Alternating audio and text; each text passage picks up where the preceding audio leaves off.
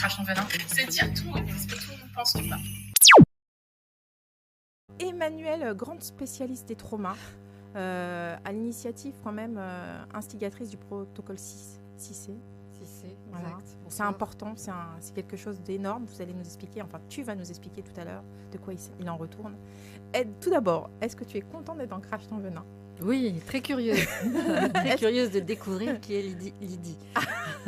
Est-ce que tu es prête à cracher? Pas trop, non, honnêtement. Si cracher, alors que veut dire cracher? Dire tout, oui. ce que tout le monde pense tout bas. Cracher. Alors en tout cas, ce que moi je pense, c'est certain. Voilà. Prête? C'est parti. C'est parti. Alors moi j'aimerais savoir déjà de quelle origine tu es. Je suis née au Maroc. Tu es née au Maroc. Tu as grandi au Maroc?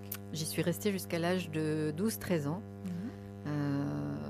Et j'en suis partie très contente. Tu as des bons souvenirs donc? Non, très mauvais. Très mauvais? Absolument. Ah, tu disais que tu étais très contente d'en partir. Oui. Ah, les Marocains sont adorables de façon générale quand vous êtes adulte ou protégé. Mais moi, j'ai grandi avec une mère et 2 femmes dans un pays musulman. D'accord. C'est très compliqué. Donc, j'étais ravie de quitter le Maroc. Tu avais des frères et sœurs ou... Oui, un frère qui a été tué et qui, lui, était en Israël au sein de l'armée. D'accord, mais qui a grandi tout d'abord avec toi au Maroc? Non, pas du tout. Il a grandi et dormi aussi probablement, mais grandi ailleurs. D'accord. Donc en fait, tu quittes le Maroc à 12 ans, tu pars pour Paris. Pour Paris. Quand tu arrives à Paris, tu es dans quel état d'esprit à 12 ans? Je rejoins mon père qui y vit avec sa femme. Et j'imagine que la vie va être belle. Oui. Donc tu laisses ta mère quand même. Absolument. Ouais. Déchirure? Douleur? Non, j'étais très contente de quitter le Maroc et de découvrir ce que pouvait être la vie avec mon père, puisque je n'ai jamais connu mon père à la maison. Est-ce que tu fantasmais cette vie avec ton père? J'étais ravie de rejoindre le père gâteau qu'il était quand je le voyais en vacances. D'accord. Tu vas nous expliquer un peu tout ça. Donc tu arrives à Paris. Oui. Dans une famille, il y avait des enfants? Non, pas encore. Pas encore. Donc tu reprends les cours. Comment ça se passe à la maison? Mal, tout se passe mal dès le départ. Explique un petit peu. Le père que j'ai connu en vacances, qui était adorable, et ne l'était pas autant au quotidien. Donc ça a été très vite compliqué. Mes résultats scolaires se sont effondrés. Dans quoi tu as trouvé refuge à ce moment-là? Enfant. Aucune idée, aucun refuge. Est-ce que tu écrivais? Est-ce que tu avais un sport? Non. Est-ce que tu avais un animal? Non, je pensais beaucoup. J'ai été assez silencieuse. Je pense que c'était un refuge intérieur uniquement. Tu te renfermais sur toi-même? Oui, je pense que c'était un refuge intérieur uniquement. À l'école, tu avais des copines? Je me protégeais, 2 ou 3, pas plus. J'étais dans une école très bourgeoise, donc c'était aussi compliqué. Ça te plaisait pas trop?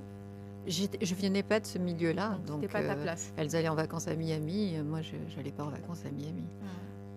Comment tu étais à l'école? Tu étais bonne élève, mauvaise élève? J'étais plutôt bonne élève jusqu'à ce que mes résultats s'effondrent en découvrant en faisant vivre avec mon père et sa femme. Donc dès que tu es arrivée à Paris, tes résultats s'effondrent. Donc tu vas dans une spirale infernale. Non, pas vraiment, mais ça interpelle les psychologues de l'école qui me demandent ce qui se passe. J'explique que ça se passe pas bien avec la nouvelle vie avec mon père. Ah, tu craches quand même, tu dis les choses. Oui, je dis les choses. Je pleure beaucoup à cette époque-là. Donc tu n'es pas timide? Parce que tu disais tout à l'heure, je suis renfermée en moi-même. Oui, mais je pense que c'est de passer d'un excellent niveau à un très mauvais niveau a dû interpeller les assistantes sociales de l'école et qu'elles ont cherché à comprendre. Mais tu as la capacité en tant qu'enfant, quand on t'interroge, de répondre. En tout cas, de répondre que ça ne se passe pas bien à la maison, ça je l'ai dit. Donc grâce à ça, j'ai été en internat ensuite et j'ai fait toute la suite de mon cursus jusqu'au bac en internat. En internat, ça se passe comment? Bien, pas bien? Ça se passe mieux que chez moi, en tout cas, à ce moment-là. Et des nouvelles de ta mère? Oui, bien sûr, régulièrement. Donc c'est un appui quand même? Non, mais des nouvelles. Non plus. Donc pas d'appui. Non, mais je cherche à savoir. Non, si vous cherchez des appuis, il n'y en a pas. Il n'y en a jamais eu. Donc, tu te construis seule, en fait. Toujours. D'accord. Depuis l'âge de 13 ans, en tout cas. 2-3 amis en internat ou pas? Oui, à l'extérieur de l'internat, oui. À Une amie Une amie qui est toujours une amie d'ailleurs. En internat, les résultats remontent. Oui. Donc déjà, il y a une certaine stabilité. Même s'il n'y a pas Il y a de bonheur. il y a la possibilité en tout cas d'étudier sereinement. Voilà. Après, C'est facile pour toi d'apprendre? c'est facile pour moi d'apprendre. J'ai généralement un coup d'avance sur les gens qui m'entourent, mais D'accord. sans avoir beaucoup de mérite, parce que les gens qui étaient en internat n'étaient pas particulièrement de milieu favorisé. Donc, moi, j'arrivais d'un milieu où ma mère lisait beaucoup, on vivait avec des copains. Il y a quand même la culture. Oui, on vivait entouré de diplomates, on vivait une vie où la culture avait une place importante. Donc, voilà, hein, jusqu'au bac. Et puis De ensuite, bons résultats. Est-ce que tu as un journal intime ou pas du tout? non. Donc tu écris même pas en fait. J'écris pour moi uniquement les moments où ça va pas. Ça D'accord. permet de les exorciser. Voilà, ça oui. Il y a quand même refuge en écriture. On va Sur dire ça comme ça. Oui, adolescente, oui. Comment ça se passe justement à l'adolescence? Comment se passe l'adolescence? Est-ce que quand tu sors de l'internat, tu as des rapports avec les garçons? Il n'y a pas de sortie d'internat en fait. Du tout. L'internat, c'est non-stop. Le week-end, je rentre chez mon père D'accord. ou je ne rentre pas selon mon choix. La plupart du temps, mon choix est de rester à l'internat. Donc à l'adolescence, il n'y a pas de garçons? Si, il y a des garçons, mais j'ai dû faire l'amour pour la première fois, si c'est la question, vers 18-19 ans. Non, c'est pas la question. Voilà. Le rapport à l'autre plutôt. Donc les rapports avec la jante masculine, sans parler de faire l'amour ou quoi que ce soit. En fait, En copinage, on va dire ça. Non, j'ai pas de copains garçons. Du J'ai tout. toujours été. Enfin, l'expérience au Maroc a été assez traumatogène. C'est-à-dire D'accord. que le regard sur les femmes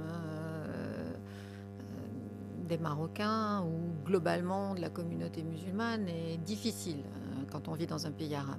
Qu'est-ce que tu veux dire? Vous êtes objetisé très vite, vous êtes interpellée toute petite fille. Hein. Il faut savoir se tenir dès l'enfance. Non, c'est eux, ils vous interpellent beaucoup. Ils vous interpellent beaucoup dans la rue, ils vous suivent. Le harcèlement est partout dans la rue. Enfin, il était partout dans la rue. Là, j'ai vieilli, c'est chouette, on me laisse un peu tranquille quand j'y retourne. Mais petite fille, dès 6-8 ans, on vous suit dans la rue. Ils vous suivaient dans la rue. D'accord, à donc cette ça a époque-là. laissé une séquelle. Donc, Oui, j'ai une espèce détesté. de méfiance. De la méfiance et même une agoraphobie, c'est-à-dire que pendant longtemps, ça a été compliqué pour moi de sortir, faire les boutiques, de sortir, faire quelque chose. J'avais l'impression que c'était le parcours du combattant, parce qu'au Maroc, on me suivait, les gars m'attendaient au bout de la rue avec leur voiture, ils passaient à côté de moi, ils remuaient leurs sous pour bien montrer que... Enfin bref, des choses qui vous salissent, que vous ne comprenez pas enfant. D'humiliation, en fait, un petit Oui, peu. enfin, On va dire ça un comme regard sur la femme très sale, en tout cas, sur la petite fille déjà très sale. Donc T'as très marqué. vite, on comprend que homme égale quelque chose qui n'est pas sécure, en tout cas. ça. Donc le week-end, tu es chez tes parents. Mhm. Tu commences à sortir plus ou moins un peu plus tard, puisque tu m'as expliqué. Oui, je sors tard, en fait. C'est quand j'ai quitté l'internat que j'ai commencé à avoir une vie de jeune fille, donc plutôt vers 18-19 ans. D'accord. Quand tu quittes l'internat, tu rentres tout de suite, tu as un métier ou alors Non. tu te lances dans les études encore? Quand je quitte l'internat, je vais en Israël. Ah, tu vas directement Ouais, en Israël. ouais. C'était un projet? C'était voulu? C'est toi qui... Mon père participait à faire fuir les Juifs du Maroc vers Israël D'accord. lorsqu'ils étaient menacés de mort. Parce que la vie idyllique que décrit la communauté juive oublie souvent les moments où il y a eu des pogroms. Donc, il y a une espèce d'amnésie sélective comme ça, très curieuse chez nous, les Juifs d'origine marocaine, D'accord. où on oublie qu'il y a eu des tas de massacres. Moi, je garde un souvenir avec beaucoup d'antisémitisme ressenti petite fille. Donc, je pense que le fait d'avoir grandi avec une mère et qu'il n'y ait pas d'homme autour de nous a fait que les gens de la rue se permettaient de nous insulter, de nous insulter. Oui, bien sûr. Chaque fois qu'il y avait un conflit au Proche-Orient, en tout cas en Israël, on nous crachait dessus, on trouvait des tags. Donc, oui. Donc, c'est pas un bon souvenir. En tout cas, pas avec un bon souvenir, ni des pays musulmans, ni des hommes, c'est certain. D'accord. Donc, tu arrives, tu décides de partir en Israël. Pourquoi Israël? parce que je suis juive, Oui. parce que mon père, dès 14 ans, aidait les juifs marocains à fuir quand ils étaient menacés, parce que mon frère était au sein de l'armée, D'accord. Je voulais que tu développes un petit peu. et que c'était une évidence que c'est sûrement pas le Maroc dans lequel Oui, j'allais. mais tu aurais pu rester à Paris ou aller je sais pas, ailleurs, en Allemagne ou autre. Hein. Toi, tu décides de suivre la voie de ton père, en fait. Non, non, non, parce qu'en réalité, j'ai su que mon père avait aidé à expatrier, enfin, à évacuer les juifs menacés sur le tard. J'étais déjà adulte, D'accord. âgée. Donc quand tu t'en- le hasard fait que Voilà. toutes les voies familiales qu'avaient pris mon père et mon frère, je prenne la même sans même avoir su que... Ouais, tu l'as fait par inadvertance, en fait. C'était Je l'ai- spontané. D'accord. Ouais, ouais. Donc, tu arrives en Israël, Mhm. tu connais pas le pays. Mhm. Comment ça se passe? Et je suis prise en charge dès que j'arrive, comme un soldat solitaire. D'accord. Alors, développe, quand tu dis tu es prise en charge. Ah, tu es prise en charge, on te montre le pays. On me montre le Voilà. pays, on prend soin de moi, je fais partie d'un programme. Et je fais ma route pendant... Tu apprends un peu à connaître la culture ou tu connaissais déjà? Non, je ne connaissais pas du C'est ce tout. que je veux Ouais, savoir je ne aussi. connaissais pas du tout. Je connaissais la culture française parce que ma mère était fille d'officiers français. Et je découvre absolument tout. Et je parle arabe, ce qui devient un atout fondamental. Tu parles arabe. Donc, Comme une arabe. voilà. C'est une bonne chose, on va dire ça. C'est Oui, le côté à ce moment-là, positif. à ce moment-là, C'est un atout. c'est l'atout majeur. C'est un Donc atout. c'est l'atout sur lequel Et je vais Tu parles capitaliser. que arabe et français? Oui, et on fait en sorte que je ne parle que arabe et français. D'accord. Donc tu te perds dans la fouille, en fait. Un Voilà. petit peu. C'est ça, C'est bien. exactement, c'est bien dit. Donc tu continues tes études. Oui. Tu arrives jusqu'à quel niveau d'études à peu près? J'arrive au niveau du doctorat, mais plus tard, tout s'est fait avec beaucoup de coupures. Tu sais déjà ce que tu veux faire? Pas du tout, D'accord. pas du tout. Tu te diriges un peu. Pas du tout. Je suis un petit peu, n'ayant ni famille, ni contact, je suis un petit peu là où on m'amène. Quand ça me déplaît, je m'en vais. Et quand j'adhère, je développe. Donc tu vas jusqu'au bout, tu obtiens finalement. oui, un doctorat en psychotraumatologie. Mais ça, c'est vraiment venu tard. Hein, c'est vraiment venu... Au bout de combien d'années? Je devais déjà avoir 35 ans, ouais, et j'en ai 54. Oui, Ouais. mais en fait, en même temps, c'est Donc, sur tous les traumas. Tu apprends à J'ai gérer. eu... un petit bah, peu en de fait, trauma. j'apprends à les gérer sur le tas, surtout Voilà. beaucoup, et c'est pour ça qu'après j'ai fait des études. C'est-à-dire que j'ai appris à les gérer sur le terrain En fait, tu as mis la pratique. avant la théorie, Tout à fait. absolument. Comme beaucoup. Mais c'est très israélien Comme d'ailleurs. Hein. beaucoup. Les Ouais. Israéliens disent toujours marche, après tu feras la théorie de la marche. Et c'est exactement ce que très naturellement j'ai fait. Et quand j'ai compris que prendre en charge le psychotrauma, c'était très compliqué de le réparer. Après l'avoir vu sur le terrain, bien entendu. Oui, sur le terrain, de l'avoir vu en consultation, de l'avoir vu, c'est ce que j'ai essentiellement fait, civil et militaire. T'as pris, quand on dit en Une fois les années. en consultation, c'est après avoir eu le doctorat. Puisque Non, toi, c'est avant. Non, c'est alors. avant. Non, c'est avant. En fait, il y a, je vais dire, il y a de 20 à 30 ans, il y a une vie en Israël sur laquelle je ne m'étends pas. Oui. Et ensuite, je recommence à aller en faculté, à suivre des études en psycho, en trauma en particulier, en hypnose, en EMDR. Toutes les techniques à tous les niveaux. Oui, pour essayer de voir comment on peut réparer ces gens blessés intérieurement. Moi, la première d'ailleurs, à ce moment-là. Et je trouve une partie des réponses Oui. seulement. Une Et donc, partie. j'essaye avec une partie des réponses d'aider les gens dans leur thérapie. Et je me rends compte à quel point le psychotrauma est extrêmement compliqué à soigner. À moins effectivement de prendre des traitements qui vous rendent dépendant à vie. Mais pour moi, guérir, c'est pas ce chemin-là. Tu as vu certains effets des traitements? Oui, c'est sûr. C'est ce qui a fait que tu as voulu aller plus loin et Oui, voir. oui, oui, bien sûr. Mais la plupart des soldats ne s'en sortent pas avec les traitements traditionnels. Ils s'en sortent. Les traitements traditionnels, dès qu'ils sont sous anxiolytiques ou antidépresseurs, ils sont passifs. Ça maintient leur sentiment d'impuissance. C'est un peu comme si c'était drogué. Donc, en permanence. Oui, absolument. C'est compliqué. Crache un petit peu parce que c'est important. J'entends beaucoup ce genre de choses, mais c'est jamais développé. C'est pour ça que j'appuie dessus. C'est comme une drogue permanente. Je pense que ça doit avoir un temps. En termes de temporalité, c'est une béquille qui doit t'aider, mais simplement de façon temporaire. Or, très vite, ça devient quelque chose qu'on maintient à vie parce qu'on a l'impression que sans antidépresseur, on ne va pas arriver à sortir de son lit et à faire face à la vie. Mais en même temps, ces soldats, en étant surchargés de médocs, comme ça, en étant drogués, n'ont pas vraiment de vie, quelque part. C'est aussi peut-être ça qui t'a poussé à vouloir aller encore une fois plus loin. Ils font face, moi je suis assez admirative, ils font face quoi qu'il en soit. Avec la société israélienne est une société de dingue, vraiment, au propre et au figuré. Comme tu disais tout à l'heure, c'est marche ou crève, c'est un peu ça. C'est marche ou crève, mais on ne te laisse pas crever sur le bord du chemin, comme dans d'autres pays. Tu veux dire qu'il y a une solidarité, un appui.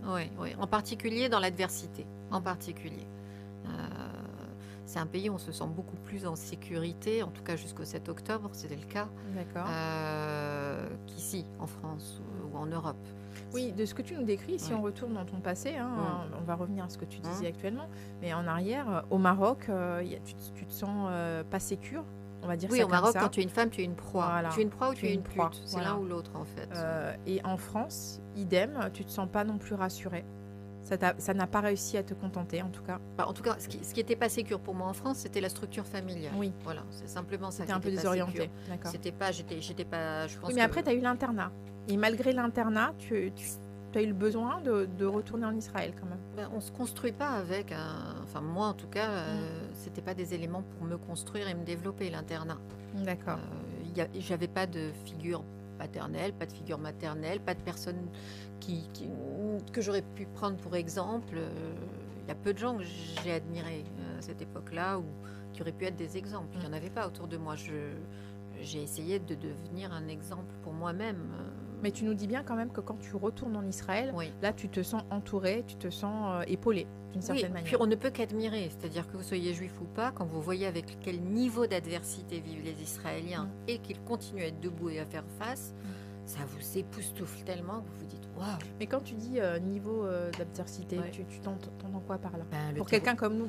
Oui, ça veut dire que on ne sait pas, tu vois. Chaque fois que vous envoyez votre gamin à l'école, vous pouvez vous dire que sur le chemin, le bus va être attaqué. Que vous n'êtes pas sûr qu'en rentrant le soir, il n'y aura pas un acte de terrorisme. C'est un état de guerre permanent en fait. Alors, c'est vu comme c'est ça qui est extraordinaire parce que les curseurs changent. C'est vu comme un état de guerre de France et d'Europe, mais quand vous êtes là-bas, c'est un état normal.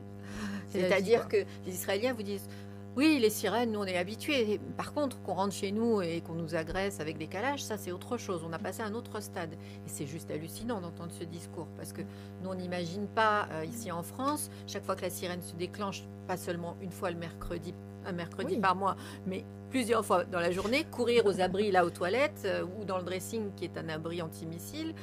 Attendre que ça passe et ressortir et continuer notre émission. Tout à fait. Israël, ça se passe comme ça. Mais c'est ça le gros paradoxe en fait. C'est pour ça que j'appuie dessus. J'essaye de faire comprendre aux personnes qui nous écoutent parce que justement c'est ça le paradoxe. Tu dis que malgré tout c'est là-bas où tu t'es senti le mieux. Bien sûr. Alors que de ce que tu nous racontes, c'est l'endroit le plus dangereux en fait. C'est un endroit où crash. Non, c'est un endroit où en fait les cartes de départ sont celles-là. Donc, quand vous voulez vous installer en Israël, il y a un prix à payer. Je dis toujours, c'est beaucoup ce que j'ai dit dans les conférences depuis le 7 octobre données aux francophones en Israël. Vivre en Israël, il y a un prix à payer. Il faut en être conscient quand on décide de faire ce qu'on appelle la Aliyah, c'est-à-dire d'y retourner vivre. D'accord. Il y a un prix à payer. Le prix à payer, c'est d'accepter de s'exposer ou d'exposer nos enfants à des missiles, à des attaques terroristes. Donc, je ne sais pas si on peut se figurer à quel point il faut se sentir investi par un sentiment d'appartenance à ce pays-là pour se dire, allez, j'embarque mes enfants, ma famille, je quitte tout, je vais les emmener vivre dans un pays où la sirène sonne plusieurs fois par jour la plupart du temps, où ils vont vivre avec le stress de courir aux abris. Mais c'est chez moi. Et je ne serai jamais le juif de la nation, jamais celui qu'on pourra insulter de sale juif.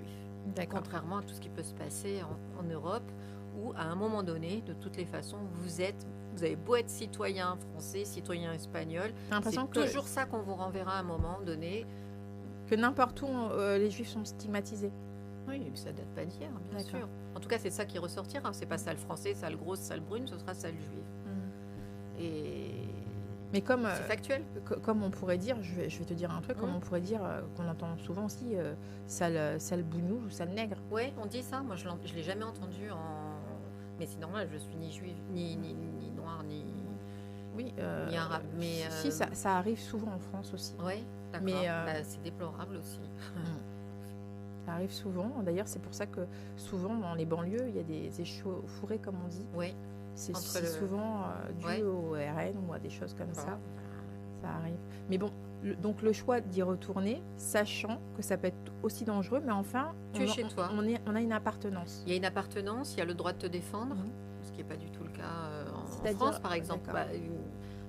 Les dernières années ont montré que c'était compliqué. Et déjà pour les forces de l'ordre en France, quand ils se défendent, Tout à parce fait. qu'ils sont attaqués, ils ont tendance à se retrouver en garde à vue. Et Mhm. si vous, en tant que citoyen, vous vous défendez, c'est à peu près la même chose qui arrive. Donc enfant en Israël, si quelqu'un attaque votre enfant ou vous-même, Ouais, on sait qu'on peut se défendre. on peut se défendre. Soit on a là un permis de port d'armes et on sort son arme et on la bat, ce qui évite aux terroristes de massacrer D'accord. tous les gens dans le restaurant, indépendamment de vos proches. Voilà, il y a Il y a une légitimité. En il y fait. a une légitimité, il y a un sentiment d'appartenir Un en noyau. fait, à une société. Mhm. Il y a un sentiment de citoyenneté qui est extrêmement fort, de collectivité. Il y a un collectif, il y Mais a ce cet esprit collectif ce qui sen- n'existe pas aujourd'hui ailleurs. Ce sentiment, ce que j'essaie de comprendre, moi, qui est en dehors de ça, est-ce que c'est un sentiment qui est lié, qui se crée par la peur C'est- ou... Pas par la peur, par l'adversité. D'accord. Parce qu'ils n'ont pas peur, les Israéliens. Ah, c'est ce que je veux L'Israélien il est savoir. capable d'être à la plage, Ah, je- d'entendre une sirène et de courir, de se mettre à l'abri et de ressortir finir son bain ou son bronzage. Comme si de rien n'était. Oui, ça fait partie en fait, ça fait partie intégrante aujourd'hui de son mode de vie. Ce qui leur a donné une capacité à faire face aux épreuves, à l'adversité, qui est incroyable, juste incroyable. Le curseur des Israéliens est au-delà de ce qu'on peut imaginer. Avant qu'un Israélien soit traumatisé ou en tout cas soit impacté par quelque chose, Il faut y aller. eh ben, il faut le 7 octobre. Voilà, C'est c'est dire c'est- jusqu'à... C'est comme si, en fait, ils étaient en état de stress permanent et en fait, ils ont appris à vivre avec. si je comprends bien. Absolument. Ils ont Alors- même développé des compétences grâce à ça. Je vais dire un truc qui n'a rien à voir, Oui. mais ça reflète aussi, d'ailleurs on va en parler puisque tu es dans les traumas, ce que vivent aussi plein d'enfants à l'ASE Absolument. Absolument. depuis l'enfance, trauma sur trauma, en mode de vigilance, je peux le dire, je crache, je me permets, en auto-vigilance permanente. Permanente. Mais C'est ça, ce qu'on retrouve. cette autovigilance dont D'accord. vous parlez, c'est cette hypervigilance surtout, c'est un symptôme du psychotrauma. Israël, c'est un pays polytraumatisé. Les D'accord. Israéliens sont polytraumatisés.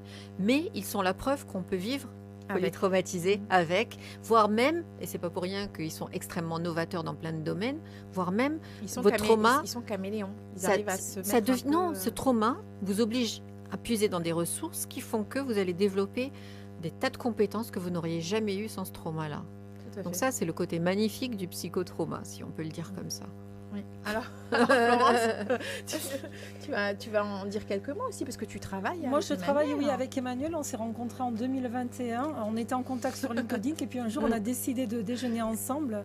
Et je suis fière aujourd'hui d'avoir la force israélienne et Emmanuel à nos côtés. C'est aussi grâce à Emmanuel que j'ai rencontré Eric, mon vice-président, qui fait partie de ces formateurs France et francophonie, donc du CICE, puisque tous les deux, on a été formés par Emmanuel. Et nous, le CICE, on l'utilise, le protocole israélien, au quotidien dans la prise en charge des personnes qu'on accompagne au sein de l'association. Bah justement, explique-nous un peu, ça consiste en quoi, si tu peux. Hein. Alors, elle va l'expliquer mieux que D'accord. moi. Mais alors, le protocole israélien, c'est une technique qui permet de sortir en 90 secondes la personne de l'état de victime D'accord. en devenant aidant. C'est-à-dire qu'on diminue de 50% le syndrome post-traumatique, le PPST, et c'est basé sur chaque C. Là, je pense qu'Emmanuel va le... son bébé va l'expliquer. Ce qui est très intéressant dans ce que dit Florence, c'est que souvent, on rattache la méthode israélienne à un environnement de guerre. D'accord. Et en fait, ce que j'explique sans cesse, c'est que il n'y a pas besoin d'être en guerre pour se servir du 6C. La violence intrafamiliale, voilà, c'est ce que j'allais dire, c'est enlève les mots de la bouche. Oui, mais c'est être en guerre. Je veux dire, être agressé dans la rue nécessite une intervention, c'est traumatogène. Avoir un accident de voiture, qui est ce qui génère le plus de troubles de stress post-trauma en France, nécessite d'être déchoqué. Donc, il n'y a absolument pas besoin d'une situation de guerre. Est-ce que c'est nouveau Est-ce que c'est que maintenant qu'on se rend compte qu'il faut être déchoqué? Ou est-ce que ça existe depuis Alors, en Israël, ça existe depuis 15 ans. Ouais. En fait, l'idée est partie du soldat en zone de combat qui n'est pas blessé physiquement, mais qui ne peut plus bouger, qui est paralysé, mais vraiment paralysé. Et donc, il met en danger toute son équipe et la mission. Donc, on cherche comment le déchoquer en quelques minutes pour continuer la mission. Être tout de suite dans le terrain. Tout de suite. Ouais. Et c'est venu de ce besoin qu'avait l'armée.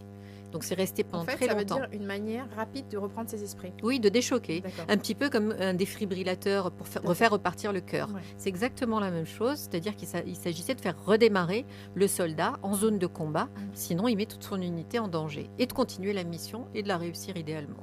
D'accord. Puisqu'il n'était pas blessé physiquement, mais psychiquement. Oui. Et puis ça peut nuire à tout le régiment. Absolument, à toute l'unité qui est en train d'intervenir.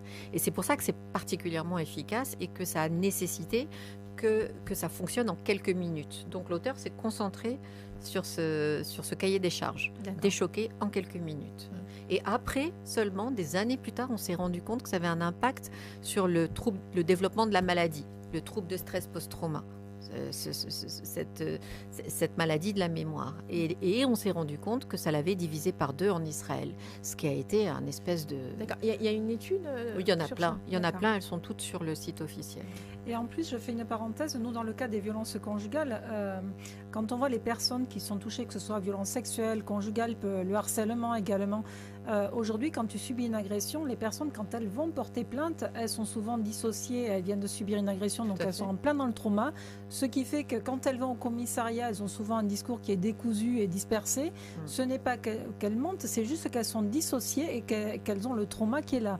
Ou souvent, elles paraissent plus fortes qu'elles ne le sont. C'est ça. Et des fois, elles racontent les faits de façon très détachée. Et aujourd'hui, on peut se mettre en cause. Et c'est pour ça que je suis ravie d'œuvrer aux côtés d'Emmanuel.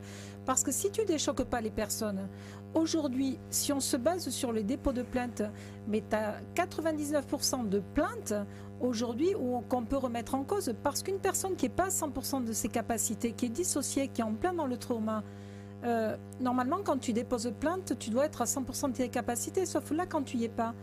On peut se poser sérieusement la question une remise en question. Une remise en question du dépôt de plainte. Moi, je sais, quand j'ai rencontré Emmanuel à l'époque, je me suis effondrée à table puisque j'étais en plein syndrome post-traumatique, et quand on a échangé, c'est grâce à Emmanuel que j'ai découvert que j'avais un syndrome post-traumatique qui n'avait jamais été pris en charge. Qui n'avait jamais été traité. En fait. Qui n'a jamais été traité. En fait, j'ai un syndrome post-traumatique sévère complexe qui a encore été diagnostiqué dernièrement, puisque ça fait plus de 2 ans maintenant que je suis harcelée et que tout ça a réactivé la machine.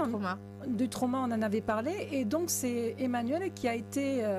et je la remercierai jamais assez infiniment, parce que ça a été la première à me faire comprendre. Et je me rappelle, à table, on était à table, à me dire, voilà, je vais te faire le protocole. Elle me l'a fait en direct, et ça a été la première. Et tu as ressenti une différence ? Oui, on sent dans les 90 secondes, quand elle t'applique le protocole, on le sent vraiment. C'est ce qui m'a donné après tout de suite l'envie de lui dire, écoute Emmanuel, je veux être formée. Il faut le mettre en place. Il faut le mettre en place, et moi je vois aujourd'hui, je suis ravie d'avoir elle m'a présenté Eric, et que Eric il a œuvré pendant 30 ans dans les forces de l'ordre, il a pris sa retraite dernièrement. Aujourd'hui, il fait partie de ses formateurs, et je suis ravie de l'avoir, parce que avec Eric, on le met au quotidien, parce que nous, les personnes, quand elles nous contactent, souvent... Tu veux dire que tu l'appliques au quotidien au niveau des victimes de violences intrafamiliales, et de violences conjugales. C'est important de mettre les mots dessus. Et également de violences conjugales. De même que quand tu es harcelé, comme c'est mon cas depuis maintenant plus de 3 ans, que tu subis un cyberharcèlement, cyberharcèlement, parce qu'on n'en parle pas assez non plus. Les dirigeants d'associations qui sont quotidiennement harcelés, ça c'est l'omerta aussi. On parle beaucoup de l'harcèlement scolaire. On en parle aujourd'hui, c'est d'actualité, mais qui en parle? Et je pense que tout le monde devrait être formé au protocole israélien-CICE, parce que ce sont les premiers secours psychologiques. Donc tu interviens tout de suite sur la personne, c'est-à-dire que tu lui portes vraiment les premiers secours. Et si tu la sors pas de tu là, la déchoques en fait. bah, tu la déchoques. Moi, je sais quand j'ai rencontré Emmanuel, aujourd'hui, dans un mois, j'ai 50 ans, bah, ça remonte, ça fait 2021 qu'on se connaît. Personne m'avait déchoqué, c'est-à-dire que j'étais encore en plein dans mes traumas. Alors, de toi à nous tous qui écoutons, est-ce que tu as vu un changement chez toi? Ben oui, je l'ai Tu vu. l'as remarqué? Ben oui, en fait, quand est-ce que tu as avancé dans tout ce que tu fais? Est-ce que tu prends les choses Bien, j'ai avancé, mais si je le rencontre pas aujourd'hui, je pense que je serai plus là, parce que dernièrement, tu penses que ça aurait pu aller jusqu'au suicide? Oui. Voilà, non, mais c'est crash. Oui, parce que faut moi, dire les en choses. fait, ça fait un moment que je suis cyberharcelée. En fait, on m'a fait vraiment une mise à mort. Et le but des personnes à la tête de ça, c'est mon suicide. Elles ont presque failli réussir. La bonne nouvelle, c'est que voilà, je suis là et je compte bien rester. Et aujourd'hui, c'est aussi de faire comprendre aux gens ce que c'est quand on est cyberharcelé. La responsabilité de tous les gens, on ne te connaît pas, mais parce que quelqu'un va te diffamer, va faire une mise à mort, on va liker, on va partager, on va diffuser ça. Tu parles de quoi? Des affabulations en fait? C'est-à-dire, on va te porter tout un discrédit, on te fait une mise à mort sur les réseaux. On appelle aujourd'hui le cyberharcèlement, que ce soit toutes les définitions du cyberharcèlement, le harcèlement, tout ce que ça inclut. Oui, tu deviens une tête de turc en fait. Tu deviens une tête de turc, mais les gens qui te connaissent pas, qui t'ont jamais vu, contribuent à ça. Ils vont repartager, ils vont déverser toute leur haine derrière. Moi, je suis désolée. Aujourd'hui, je peux dire la seule personne qui m'est venue en aide quand c'est Emma, quand je l'ai rencontrée. Donc le protocole CICE. Le protocole CICE, ça a été ça. Et elle m'a présenté après forcément Eric, qui m'a énormément aidé. Moi, aujourd'hui, si je suis encore là et debout, c'est à Emmanuel, c'est à Eric, c'est à Elisa, c'est à mon équipe pluridisciplinaire que je dois dire merci. Parce que pourtant, j'ai sollicité l'aide, j'ai expliqué ce que je vivais. Tu as sollicité des aides auprès d'associations? Non, mais auprès j'ai alerté sur ce qu'on vit, mais t'as personne qui te vient en aide. Donc aujourd'hui, si je rencontre pas Emmanuel et qu'elle me fait pas le protocole CICE et qu'aujourd'hui elle me déchoque pas, je serai pas là. Et c'est pour ça que nous on l'applique systématiquement. C'est important. C'est important. Et les personnes, quand tu vis ça, aujourd'hui c'est quand même de par le monde. Et quand tu parles les femmes aujourd'hui, c'est une femme sur 3 dans le monde qui subit les violences de toutes ces formes, qui n'a pas le droit à l'accès à l'éducation, qui subit le sexisme, les inégalités, les mutilations. Tu penses que le protocole CICE devrait être appliqué un peu partout? Au niveau national, oui. Je sais qu'Emmanuel aujourd'hui interagit beaucoup dans les suicides auprès de la police, mais c'est vraiment la première chose. Je veux dire, aujourd'hui, quand on regarde dans les pays nordiques, moi je leur tire mon chapeau, la Suède, la Norvège, dès l'école, dès le primaire, on a fait apprendre les gestes de premier secours. Pourquoi on ne met pas le protocole CICE? Déjà, on apprend l'empathie, qui va revenir au goût du jour actuellement en France. C'est ce qui va revenir. On peut se poser des questions. On peut se poser la question. Je pense que le protocole aujourd'hui, si on le mettait en place, déjà qu'on forme tous les acteurs en lien avec les violences, déjà on ferait... Les acteurs en lien, tu veux dire ceux qui s'occupent de diverses associations, qui sont à la charge, les primo-intervenants, voilà, en fait. primo-intervenants. Le premier qui découvre quelqu'un violenté, les forces de l'ordre. Forces de l'ordre, pompiers, forces de l'ordre, pompiers, urgentistes, enseignants, ces gens-là devraient vraiment être formés. Assistante sociale, tu parlais de l'ASE, en fait, tous les gens, l'ASE qui sont... tous les gens qui sont en contact avec les victimes, c'est-à-dire avec l'urgence. Avec l'urgence, c'est-à-dire qu'aujourd'hui c'est dramatique. Par exemple, les violences psychologiques, on n'en parle jamais assez. Les violences administratives et financières, ça laisse pas de traces. Pour autant, ça laisse des séquelles. Ça laisse des séquelles. Ça peut même mener à la prostitution. Donc, tout à fait. Et ça laisse pas de traces physiques, mais indélébiles. Si tu prends pas en charge les gens, tu as des gens qui restent en trauma toute leur vie. Le cas de l'inceste. Aujourd'hui, on parle de plus en plus de l'inceste. Tu as des gens qui subissent ça dans l'enfance, qui aujourd'hui ont 40, 50, qui sont encore enfermés dans les traumas, qui n'ont jamais été déchoqués et qui aujourd'hui, si on prenait, en fait on parle toujours des enfants d'aujourd'hui, il faut prendre en charge les enfants, mais tu fais quoi des enfants d'hier qui ont grandi, qui ont 20 ans, 30 ans et on n'en parle pas? Qui sont devenus adultes et qui pour la plupart sont des agresseurs. Voilà. On crache. Parce qu'aujourd'hui, il y en a des, mais comme le handicap. Ça n'engage que moi. Oui, comme le handicap. Quelqu'un de handicap qui a un syndrome post-traumatique, il est 4 fois plus accentué. Aujourd'hui, qu'est-ce qu'il fait? Et quand on regarde aujourd'hui la prise en charge, on a les moyens d'aider les personnes. Et je pense que le protocole d'Emmanuel, ça devrait être la première chose maintenant qui À être mis en place. à être mis en place. Quand il y a eu l'Ukraine, enfin, les grands reporters se sont formés, elle a formé plein de gens. Quand le 7 octobre est arrivé, enfin, moi, je trouve que... Emmanuel, est-ce que tu l'as proposé au gouvernement?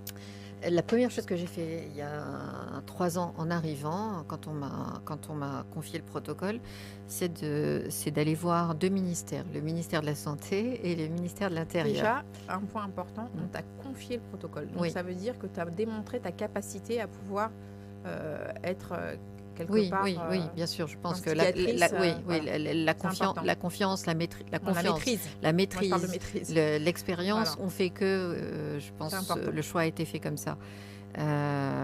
Et puis c'était important pour moi j'ai accepté parce que c'était important pour moi qui avait essayé de réparer du mieux que je pouvais avec les techniques que j'avais qui sont aujourd'hui à disposition pour tous les thérapeutes.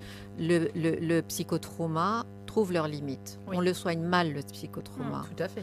Donc le MDR peut fonctionner, les thérapies animales avec les chiens et l'équithérapie peuvent fonctionner, mais ça reste quand même quelque chose qui n'est pas dont le résultat n'est pas garanti. On peut dire que ça ne fonctionne pas sur tout le monde. Oui, Toi qui es c'est une clair, experte, ça ne Par fonctionne exemple, pas sur tout le monde. Le syndrome Absolument. post-traumatique sévère complexe, C'est compliqué, le absolument. MDR ne fonctionne pas sur ces thématiques-là.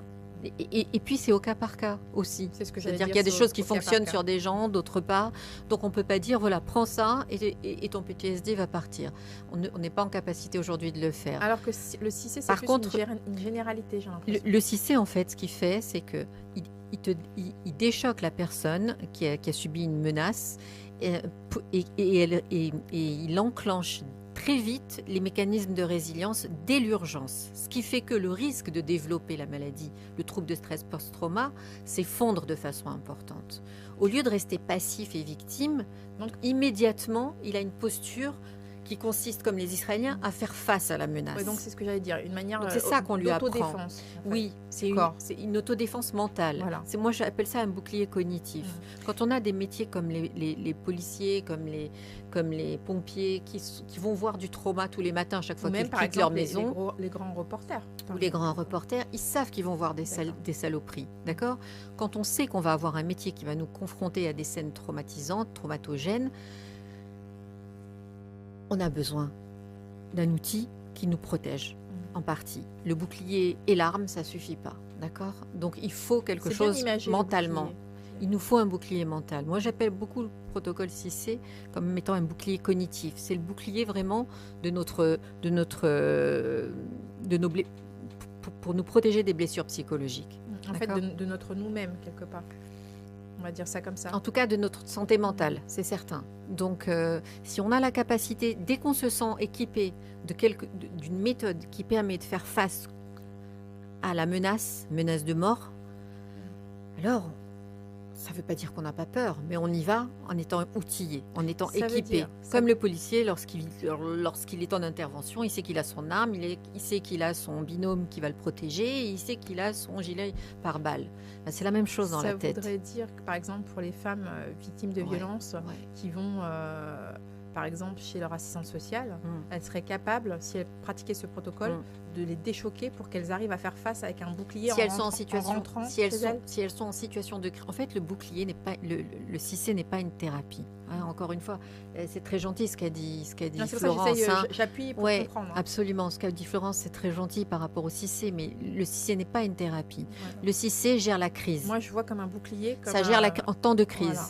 Vous avez un accident de voiture, vous êtes comme dans un un airbag. état, Ouais. c'est comme un airbag qui vous permet ensuite le but, 30 c'est quoi? secondes de se C'est ressaisir. de se ressaisir et de faire des choses efficaces. Parce qu'il faut que vous retrouviez un sentiment d'estime de vous-même Tout à fait. et d'efficacité. D'accord ? L'idée, c'est de ne pas ancrer la posture victimaire. On est victime un temps, mais si tu as fait face, alors tu bascules dans le camp des survivants. C'est très différent. Et ça conditionne les années qui vont suivre derrière. Et une question tout à fait anodine. Quand on fait le protocole CIC à quelqu'un, est-ce que les pupilles de la personne se dilatent? Est-ce que alors, quand les gens sont en état de choc, souvent ils ont les pupilles D'accord. dilatées, mais ça n'a pas de...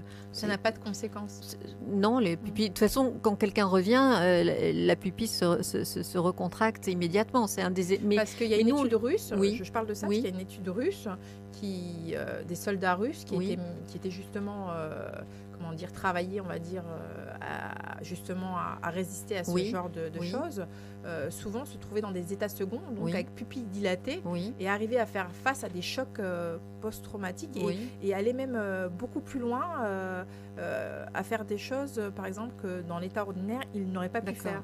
Et du coup, on retrouve un petit peu, on a l'impression que... Je ne sais pas de quoi vous parlez, ça ressemble quand même à de la drogue, ce que vous dites. Ouais, voilà, c'est pour ça. Donc non, ça ne s'apparente pas du tout au 6C, si c'est ça. Non, le 6C, au contraire, va aller dans une partie, va activer une partie de votre cerveau, qui est la partie qui vous permet de fonctionner normalement C'est tous pas de les la jours. drogue, voilà, c'était Ouais. un état d'esprit mental, c'est-à-dire qu'il y avait un mot, quelque chose qui déclenchait l'individu, Mhm. ou alors c'est dû à Comme la torture. l'hypnose, peut-être. Oui, Comme voilà. l'hypnose, Ou l'hypnose. peut-être. Et en fait, les pupilles se dilataient et la D'accord. personne Peut-être comme l'hypnose. se retournait en fait, était en capacité d'affronter. D'accord. Non, donc ça n'a Je rien à connais- voir. non, C'était non, juste en tout pour cas, ça, voir, non. Le 6C, lui, il sert, lorsque vous êtes en état de choc, à basculer d'un état d'impuissance à un retour à un fonctionnement normal. Normal et efficace.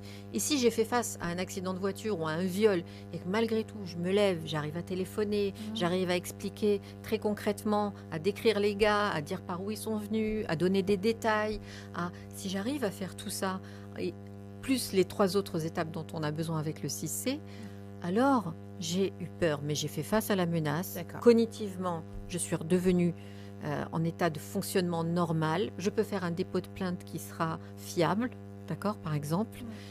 Et quand je rentre chez moi, si je dois rester actif pendant au moins 6 heures après la il menace. sera fiable, je crache, Hein ça ne veut pas dire qu'il ne sera pas classé. Ça n'engage que moi, encore une fois. Oui. Oui, mais c'est voilà, les gens qui déposent plainte et qui accueillent les plaintes auraient tout intérêt à être forts. Ben oui, évidemment. Parce que Moi, je fais vraiment partie, comme le dit Florence, hein, le 6C, c'est le PSC1 du trauma psychologique, c'est-à-dire les gestes de premier secours. Les enfants aujourd'hui, et c'est extra, on les forme à l'école aux premiers gestes de secours physique. Il faut qu'on fasse la même chose. C'est ce qu'on fait en Israël. On les forme au premier secours physique, on les forme au premier secours mental. D'accord ? Et c'est fondamental parce que contrairement à la blessure physique, la blessure psychique, elle peut vous suivre toute votre vie. Et non seulement elle peut vous suivre toute votre vie, mais elle peut se transmettre jusqu'à 3 générations. Tout à fait. Et ça, c'est Et on le voit un souvent, problème sanitaire énorme. On le voit souvent chez les victimes, hein, elles ont du mal à réaliser que ça a un impact. Souvent, Parce que ça ne se voit dans pas. des groupes de parole, les victimes disent « Ah oui, mais moi, j'ai pas eu de blessure physique. J'ai eu que la blessure de la violence psychique. » Mais c'est tout autant important et c'est bien de le cracher, de le dire aujourd'hui. Et les neurosciences, d'ailleurs, il faut arrêter de dire que le psychotrauma est une blessure invisible parce que les progrès des neurosciences Ils le voient, ils le constatent. et l'imagerie Effectivement. médicale Effectivement. permet maintenant de voir qu'en fonction de la taille de votre amygdale, si vous êtes impacté ou pas par un psychotrauma. Donc on voit, c'est plus une maladie invisible, on peut la voir. Donc il ne faut pas hésiter à aller en parler. Le psychotrauma, il a ceci de particulier comme le suicide, puisque de toutes les façons, quelqu'un qui est atteint d'un psychotrauma, au bout du chemin, s'il s'en sort pas, c'est le suicide. Comme le disait Ça ne, Florence tout à l'heure. ça ne dépend que de lui, en réalité. Il faut qu'il ait envie, c'est ça qui est difficile, il faut qu'il ait envie d'aller mieux. Donc on repart sur Israël. Donc on a vu un peu, c'était tout ce que tu as appris, les méthodes contre les traumas, au niveau du psychisme. Tu te maries, tu fais une vie familiale ou alors tu restes que dans ton domaine professionnel en tant que femme? Non, je suis restée très longtemps célibataire. Oui, non, mais oui, parce qu'il y a des femmes qui choisissent la carrière. Non, mais c'est non, important j'ai pas choisi de- du tout la carrière, D'accord. pas du tout. Moi, je cherche à savoir. J'ai pas est-ce du que- tout j'ai pas du tout choisi la carrière. J'ai D'accord. choisi ma survie pendant très longtemps. D'accord. Donc c'est ce que j'ai fait l'essentiel du temps, même en même temps que les études. Donc la vie familiale, c'était secondaire. Tu as mis ça en second plan. En tout cas, ce qui était certain, c'est que je savais que je n'aurais d'enfants que quand j'aurais réglé moi-même mes traumas. Ah, C'était un certain. choix. C'était un Ouais, choix. c'était un choix, C'est important absolument. aussi de Ouais. le dire. D'accord. Je pense qu'il y a des choses, je savais que des choses se transmettaient et qu'il n'était pas question qu'il y avait des choses dans mes mains que je pouvais régler. Après, ce qui se transmet génétiquement, c'est autre chose, mais en tout cas, ce qui était dans mes mains, je voulais le régler. Et puis, je devais faire face à ma propre survie pendant longtemps, donc il n'y avait pas de place pour des enfants en toute sécurité dans ma vie. Et ensuite, petit à petit, c'est arrivé? Et ensuite, quand j'ai décidé de décrocher de mes activités sur le terrain et d'imaginer que je pouvais vieillir, parce que pendant longtemps, j'ai cru que... Comme toutes les femmes. Non, pas que j'ai cru que j'allais pas vieillir, mais j'ai cru qu'en fait, j'ai cru que je serais éliminée en réalité. Donc, Ah, tu parles tout le temps de survie, effectivement. oui, parce que mes activités mettaient ça en jeu. Donc, voilà, à un moment donné, je me suis dit, bon, peut-être que voilà. Et puis au pire, mon mari s'en occupera. Voilà. Non, mais c'est important. Et puis, on voit l'état d'esprit en même temps. On voit qu'il y a toujours cette peur. On ne sait pas sur... C'est pas de la peur, c'est vraiment la conscience que... alors, ça dépend de vos activités, hein, c'est pas de la paranoïa. On peut mourir demain. Mais, alors, quand vous êtes israélien, vous savez que vous pouvez mourir, pas demain, mais tout à l'heure. Ouais. Et ça permet d'apprécier la vie de façon très différente aussi, et de la vivre de façon très différente. Les Israéliens sont des excités permanents, sont toujours pressés, parce qu'ils ont et je pense que ça doit être pareil au Liban et dans d'autres contrées, cette énergie qui est de vite faire les choses avant que le manège s'arrête, parce qu'il peut s'arrêter à tout moment, et ça on en a moins conscience, bien sûr. Ils ont un point en commun avec les musulmans, la famille est importante. Globalement, tous les Méditerranéens, j'ai envie de dire. Les Méditerranéens, les Grecs aussi sont comme ça. La famille, c'est important. Les Italiens sont comme ça aussi. Donc, à quel moment tu décides de quitter Israël pour Je reviens en France il y a à peu près combien de temps? J'avais une quarantaine d'années. Oui, c'est ça. 37 ans. Oui. Je reviens en France. Et je donne des consultations. Oui, parce que tu as été choisie aussi pour ce protocole. Le protocole, c'était il y a 3 ans, donc c'est récent. Donc, tu reviens avant. Je reviens avant et je donne des consultations en psychotrauma. D'accord. Voilà. Des consultations civiles et militaires, les deux, en France et en Israël. Le MDR, l'hypnose et les thérapies pour prendre en charge les psychotraumas, avec les limites qu'elles ont. Militaire et civil, comme tu dis. Et toujours avec un pied en Israël, un pied en France. Et là, tu décides de contacter certaines associations pour te faire connaître? Pas du tout. Pas du tout. Vraiment, quand l'auteur du protocole m'a confié la méthode, l'enseignement de la méthode, je suis revenue en France et j'ai demandé à présenter la méthode au ministère de l'Intérieur et au ministère de la Santé. Voilà, le ministère de l'Intérieur a été très à l'écoute, mais je pense qu'ils sont aux prises avec des process et des enjeux qui m'échappent, qui ne sont pas dans mes mains dans ce sens-là. Et celui de la santé? Et celui de la santé, il y a eu un veto très net vis-à-vis d'Israël. Ouais. En général, de toutes les façons, pour résumer, ce qui a posé problème avec le CIC et les institutions publiques, c'était l'origine du protocole. D'accord. J'aurais dit le protocole était cubain, ce n'était pas un problème. À partir du moment où il venait d'Israël, ça commençait à poser problème. Donc on m'a demandé de le renommer, on m'a demandé de dire qu'il était international, on m'a demandé et comme j'ai refusé de ne pas dire l'origine du... C'est peut-être que moi, mais je ne vois pas pourquoi si un protocole fonctionne, pourquoi est-ce qu'il devrait être renommé? Parce que tout ce qui est israélien est radioactif. D'accord. Parce qu'il y a en France et en Europe une communauté musulmane foncièrement anti-israélienne et que personne ne veut se la mettre à dos. D'accord. Il faut un courage phénoménal pour se la mettre à dos. Finalement, tu dis que les pouvoirs publics, les pouvoirs... Oui, sont très précautionneux. D'accord. Et qu'ils ont peur qu'il y ait un affrontement entre deux populations? En tout cas, avant même l'affrontement, il y a mal à gérer, avant même d'arriver à l'affrontement, il y a la question du rejet. Ça a été la même chose avec le Krav Maga au sein des forces de l'ordre. Le Krav Maga, qui est une technique de défense, il a fallu du temps. Ouais, il a fallu du temps pour qu'elle s'impose au sein des forces de l'ordre parce qu'elle venait d'Israël. Donc ça prend toujours des chemins qui sont longs quand ça vient d'Israël, mais ça finit par faire son chemin. Au même titre que le 6C finit par faire son chemin parce que il est fait pour des gens de terrain. Et quand les gens du terrain disent à leur hiérarchie, ce truc-là, il marche, c'est juste incroyable, ça va être compliqué à un moment donné de toujours dire non. Et c'est pour ça que le ministère de l'Intérieur a accepté Non, le ministère de l'Intérieur, pour l'instant, n'a rien accepté. Une association de policiers a remis il y a 2 ans une proposition de déployer le protocole sur toute la police nationale. Monsieur Darmanin a dit qu'il l'examinait, qu'il la transmettait à l'ARS, la haute autorité. Et personnellement, en tout cas, je n'ai jamais été contactée sur ce point-là. Donc il n'y a pas eu de retour. Donc il n'y a pas de retour. Voilà. Et en attendant, Pour autant, tu as pas mal de forces de l'ordre que tu formes. Ils viennent en off. De toutes les façons, d'accord. chaque fois qu'une administration ferme officiellement la porte, ils viennent en off. Et alors, je me pose la question, quand tu me dis ils viennent en off, comment ils sont au courant de la chose en fait? Ils viennent spontanément, c'est déco D'abord, certaines unités d'élite sont venues se former. D'accord. Ensuite, certains sont venus à titre individuel.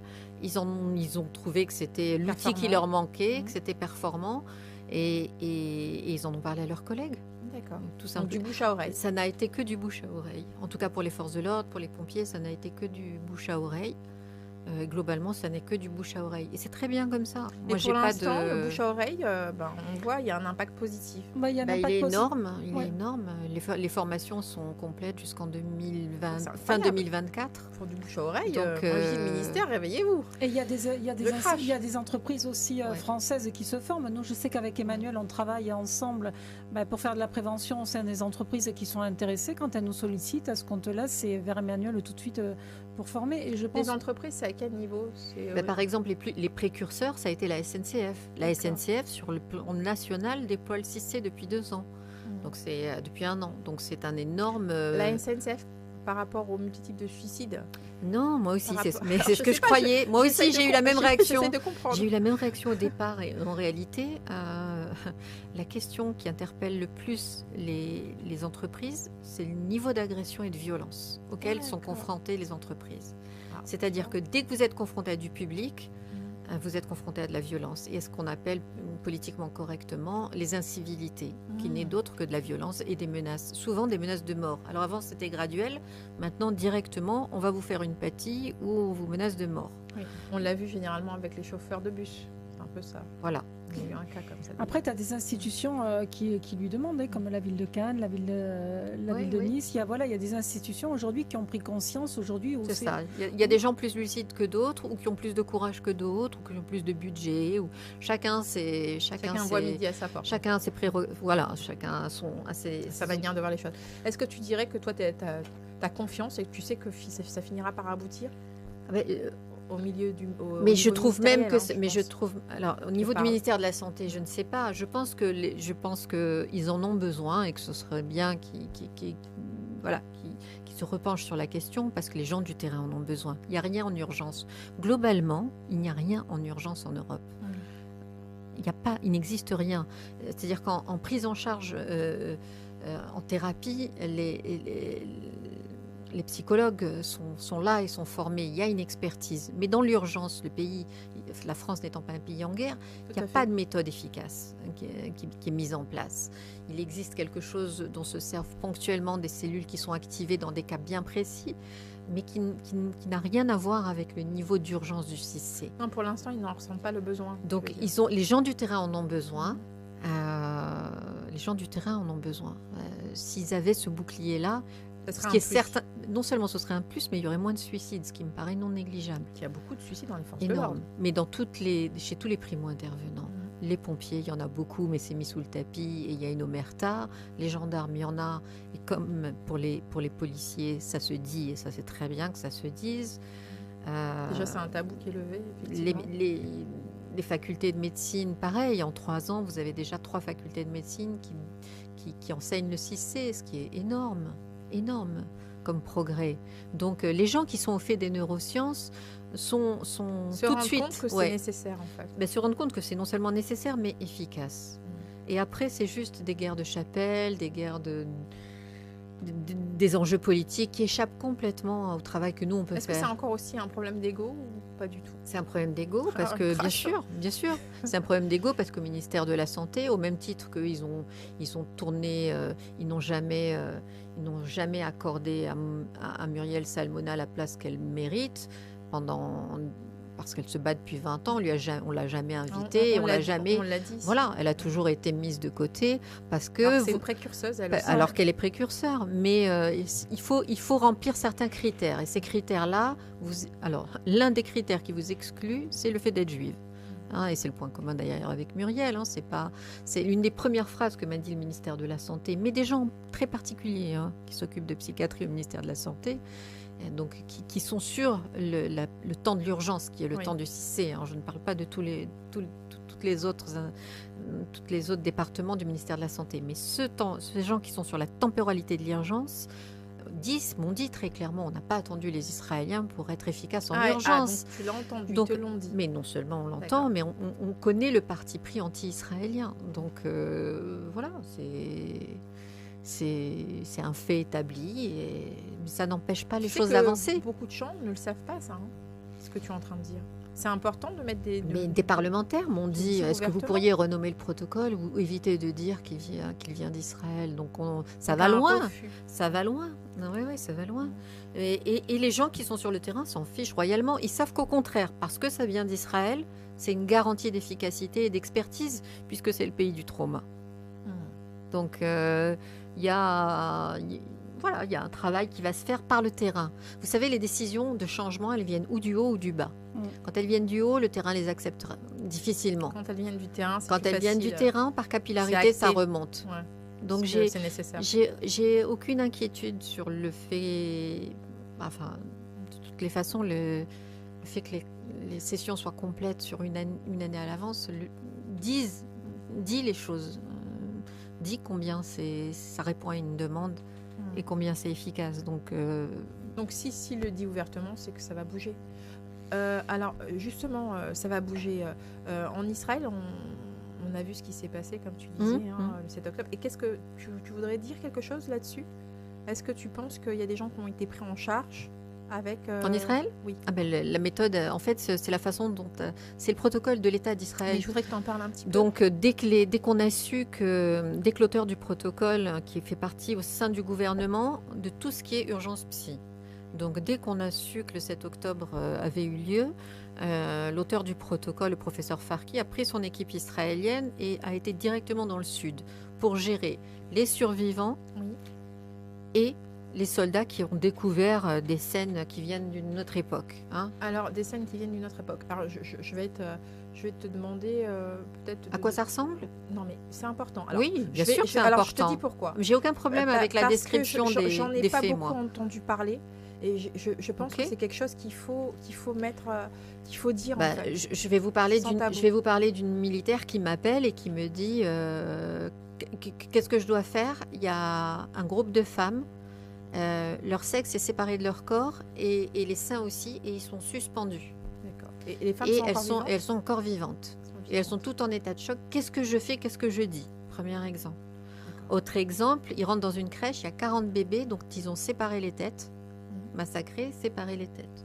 Ou cette maman qui est enceinte, dont on ouvre le corps, on enlève, parce qu'elle était presque à terme, le bébé de son ventre, et on le décapite et on le pose à côté. Ou cette famille qu'on a attachée ensemble et qu'on a brûlé vif ensemble. Donc on a retrouvé les cendres, un petit peu comme à Pompéi, tu vois, par exemple.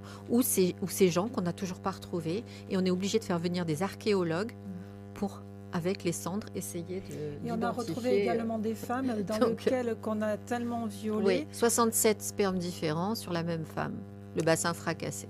Et dans lequel, dans certains organes génitaux, on leur a tiré une balle et c'est ressorti au niveau de la tête. Ça, aujourd'hui, c'est... Ça, c'est dans les rapports. Parce que oui, bien sûr, c'est dans le rapport. Tous les rapports, j'en ai pas bien entendu sûr. Parler, je pense d'ailleurs que le médecin légiste qui est en charge de tout ça fait un travail phénoménal. Mais j'espère qu'il sera très entouré, parce que je ne sais pas comment... Là, pour le coup, j'ai une admiration sans borne pour les médecins légistes du 7 octobre. Comme il y a des corps qui ont été retrouvés où il faut rassembler les morceaux et on ne sait pas si on arrivera à identifier. Oui, cette jeune fille dont on n'a que les cendres, donc il faut identifier...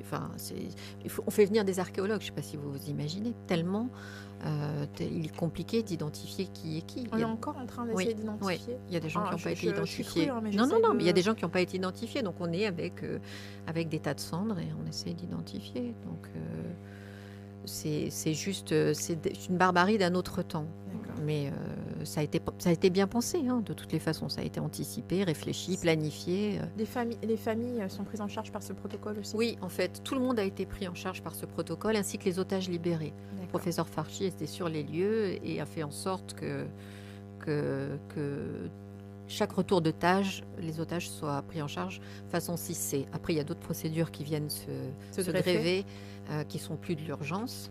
Mais tous ceux qui sont dans un temps de crise ou en situation d'urgence, chaque retour d'otage a été pris en charge avec le 6C. Je vais être encore crue, mais moi, ce que j'ai entendu sur certaines chaînes infos que je ne nommerai pas, j'ai entendu dire que de toute façon, ça a toujours existé, y compris les pogroms, les viols de guerre. Cette barbarie, les viols de guerre, y compris en RDC. Oui, en République des... Vous en pensez quoi? Sûrement. Oui, alors ça touche la République du Congo, l'Iran, l'Afghanistan.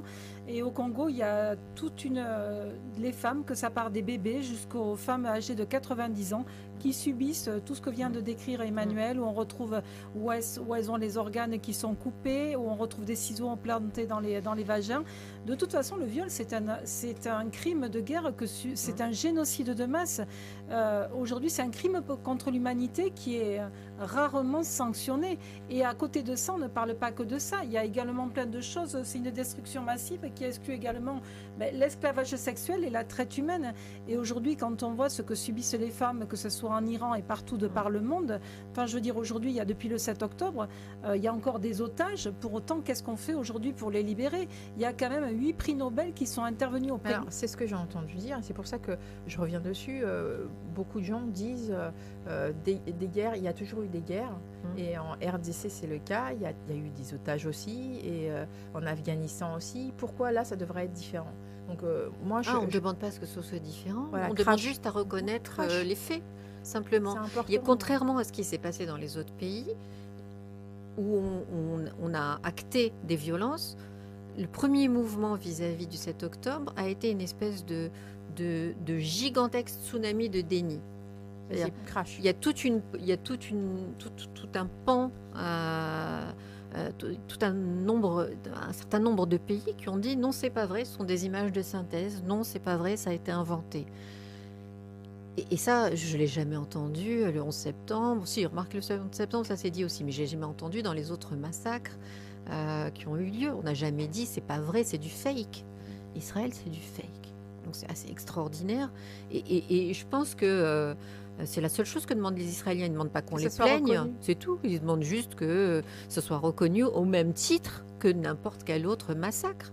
Mais qu'on ne dise pas que ça n'a pas existé. Exactement. Est-ce que quand même tu reconnais, enfin, si on prend ce que les autres chaînes disent, que c'est vrai que de toute façon en RDC, des femmes ont été pareil violées, où on a pu où ils ont eu. D'ailleurs, j'ai reçu quelqu'un ici qui parlait du docteur Denis Mokobé, qui répare les femmes qui ont pareil, ont été sexe-sectionnées, seins tranchés, qui ont reçu pareil des balles dans le vagin, qui l'a réparé, qui est encore vivante d'ailleurs. Donc, est-ce que tu es d'accord que finalement c'est le propre de la guerre qui engendre ça? Je ne sais pas si c'est le propre de la guerre ou le propre de certaines croyances, de certains types d'endoctrinement. D'accord. Je ne sais pas si dans tous les pays, on fait ça aux femmes qui sont en guerre. Mais par contre, en RDC, on l'a fait comme en Israël. En RDC, ça fait 30 ans qu'on subit ça en Israël. Aujourd'hui, c'est un génocide de masse. Oui, on peut même appeler ça RDC, un féminicide de masse. C'est ce que les... Mais c'est pas plus normal qu'en Israël. On est tout à fait d'accord sur ça. Donc toi, juste, tu veux que ça soit reconnu. C'est tout. Il n'y a aucun Israélien... Il n'y a aucun Israélien qui demande à ce qu'on le plaigne. Il demande juste à arrêter de dire que ça n'a pas existé. Je veux dire, on voit dans des universités extrêmement prestigieuses, Harvard ou Columbia, des étudiants dire que c'est pas vrai, que les Israéliens ont tout inventé. D'accord. Ça, c'est inacceptable. Non, ça, voilà, c'est juste ça. C'est ça qui est inacceptable. De toute façon, toute victime veut les massacres, les Israéliens font face à ça. Maintenant, c'est compliqué de faire face à des pays ou à des populations qui disent ça n'a pas existé. là, fondamentalement, c'est un négationnisme qui est grave. En RDC, oui. On a vu les casques bleus. Moi, j'aimerais savoir, est-ce qu'il y a eu quelque chose en Israël? Non, il y a 8 lauréats du prix Nobel de la paix qui ont mobilisé les Nations Unies afin que l'ICR et la Croix-Rouge interviennent. Je ne crois pas qu'à ce jour... Non, on doit en être à plus de 110 jours de captivité. Je ne sais pas si vous imaginez, ça fait 4 mois qu'il y a des gens dont... J'ai vu un compte à rebours à Nice. Oui, mais je ne sais plus qui l'a mis en place. Je crois que c'est des ambitieuses, je sais plus. Ça fait 4 mois qu'il y a des gens qui vivent sous terre, dans des tunnels où c'est à peine respirable, et le plus jeune a 1 an. C'est juste délirant. Lyri, elle a eu 19 ans hier. Ils n'ont jamais vu la Croix-Rouge. D'accord. En fait, on est MeToo, sauf quand les gens sont juifs ou femmes. C'est très curieux. Mais en particulier juifs. Il n'y a pas de Croix-Rouge, il n'y a pas d'UNICEF pour les enfants juifs. Tu penses que MeToo, enfin... MeToo, les femmes... Été soutenu? Mais pas du tout. Non, mais crash. Pas du tout. Oui. Enfin, il n'y a aucun mouvement féministe qui a soutenu les femmes juives massacrées. Il n'y a aucun mouvement de défense des enfants, pas même l'UNICEF qui est venu soutenir les enfants qui sont en otage ou qui ont été massacrés. Et la Croix-Rouge est aux abonnés absents depuis 4 mois. La Croix-Rouge. La Croix-Rouge. Il y a des gens qui ont des traitements lourds, qui ont été captifs. C'est dû, ça ? Est-ce qu'on en revient au même problème que tout à l'heure ? Au même problème.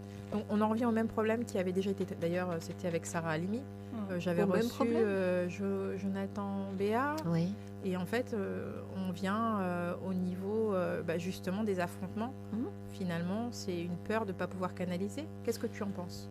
Enfin, Crash, moi, je ne sais pas, je trouve qu'est-ce que je pense de quoi du fait, mais de toutes les façons, ce n'est pas un secret. Il y a une partie de la population... une petite partie de la population musulmane qui déteste Israël, qui déteste les Juifs. Donc, dès qu'on peut... quelle est la question, en fait ? En fait, est-ce que c'est pas justement la peur de ne pas pouvoir gérer les deux communautés ? Sûrement. Exactement comme il y avait eu le problème avec Halimi et Traoré, par exemple. Il y a un manque de courage évident, si c'est la question. Juifs, musulmans, ça revient au même. Il y a un manque de courage évident, sauf que les chiffres ne sont pas les mêmes. En France, il y a 400 000 juifs. Autant dire qu'il n'y a plus personne. Quand il commence à ne plus y avoir de juifs dans un pays, si vous vous tournez vers l'histoire, vers tout ce qui s'est passé dans l'histoire, chaque fois que les juifs sont partis d'un pays, le pays a basculé dans le totalitarisme. Il reste 400 000 juifs. C'est rien, 400 000 juifs. Ça rejoint ce que je suis en train de te dire. Donc, à côté d'autres populations qui sont hyper actives. Alors, je vais reformuler ma question, tu vas me répondre. Est-ce que tu penses que la Croix-Rouge et que tous ceux qui auraient dû venir en aide à Israël ne l'ont pas fait parce que justement vous êtes plus que 400 000 en France et que l'autre communauté est plus importante? C'est pas la France c'est pas les Juifs de France qui font souci. L'ONU est constituée en grande partie par les postes clés sont pris par des pays arabes. Ces pays arabes détestent Israël. D'accord. Guterres en premier est foncièrement anti-israélien, le secrétaire de l'ONU. Foncièrement, il ne s'en cache pas, ou il s'en cache très mal. Donc, c'est une des raisons principales pour lesquelles il n'y a pas eu de soutien vis-à-vis d'Israël. C'est une question c'est une question... Donc, tu penses que c'est lié à l'ONU? Mais l'ONU est préemptée par les pays arabes, les décisionnaires. Qui c'est qui représente les droits de l'homme? C'est l'Iran à l'ONU. Quand on a dit ça, on a tout dit. L'Iran. Donc, on a un vrai problème de... Et pourtant, tout à l'heure, tu disais qu'il y a une petite communauté musulmane qui n'aime pas les juifs, mais là... Oui, mais celle-ci est très virulente. D'accord. Et les autres ont peur, donc ils gardent le silence. Mais c'est bien aussi de dire que c'est une petite communauté. Oui, j'en suis persuadée. Mais c'est une petite aussi qui a amené le nazisme. Hein. Mais c'est les plus virulents. Donc, c'est comme là, quand on regarde, on revient sur les otages. Il y a un rapport médical qui est tombé début janvier qui met en exergue l'état de santé des otages aujourd'hui en Israël. Même si les 8 lauréats ont alerté les Nations Unies, aujourd'hui, ils n'ont vu aucune aide médicale. Mais d'accord, mais ils ont quand même alerté. C'est pas comme s'ils n'avaient pas agi. C'est 8 lauréats qui ont eu le prix Nobel qui ont alerté sur les Nations Unies sur ce qui se passe en Israël et de se mobiliser pour venir en aide pour libérer les otages.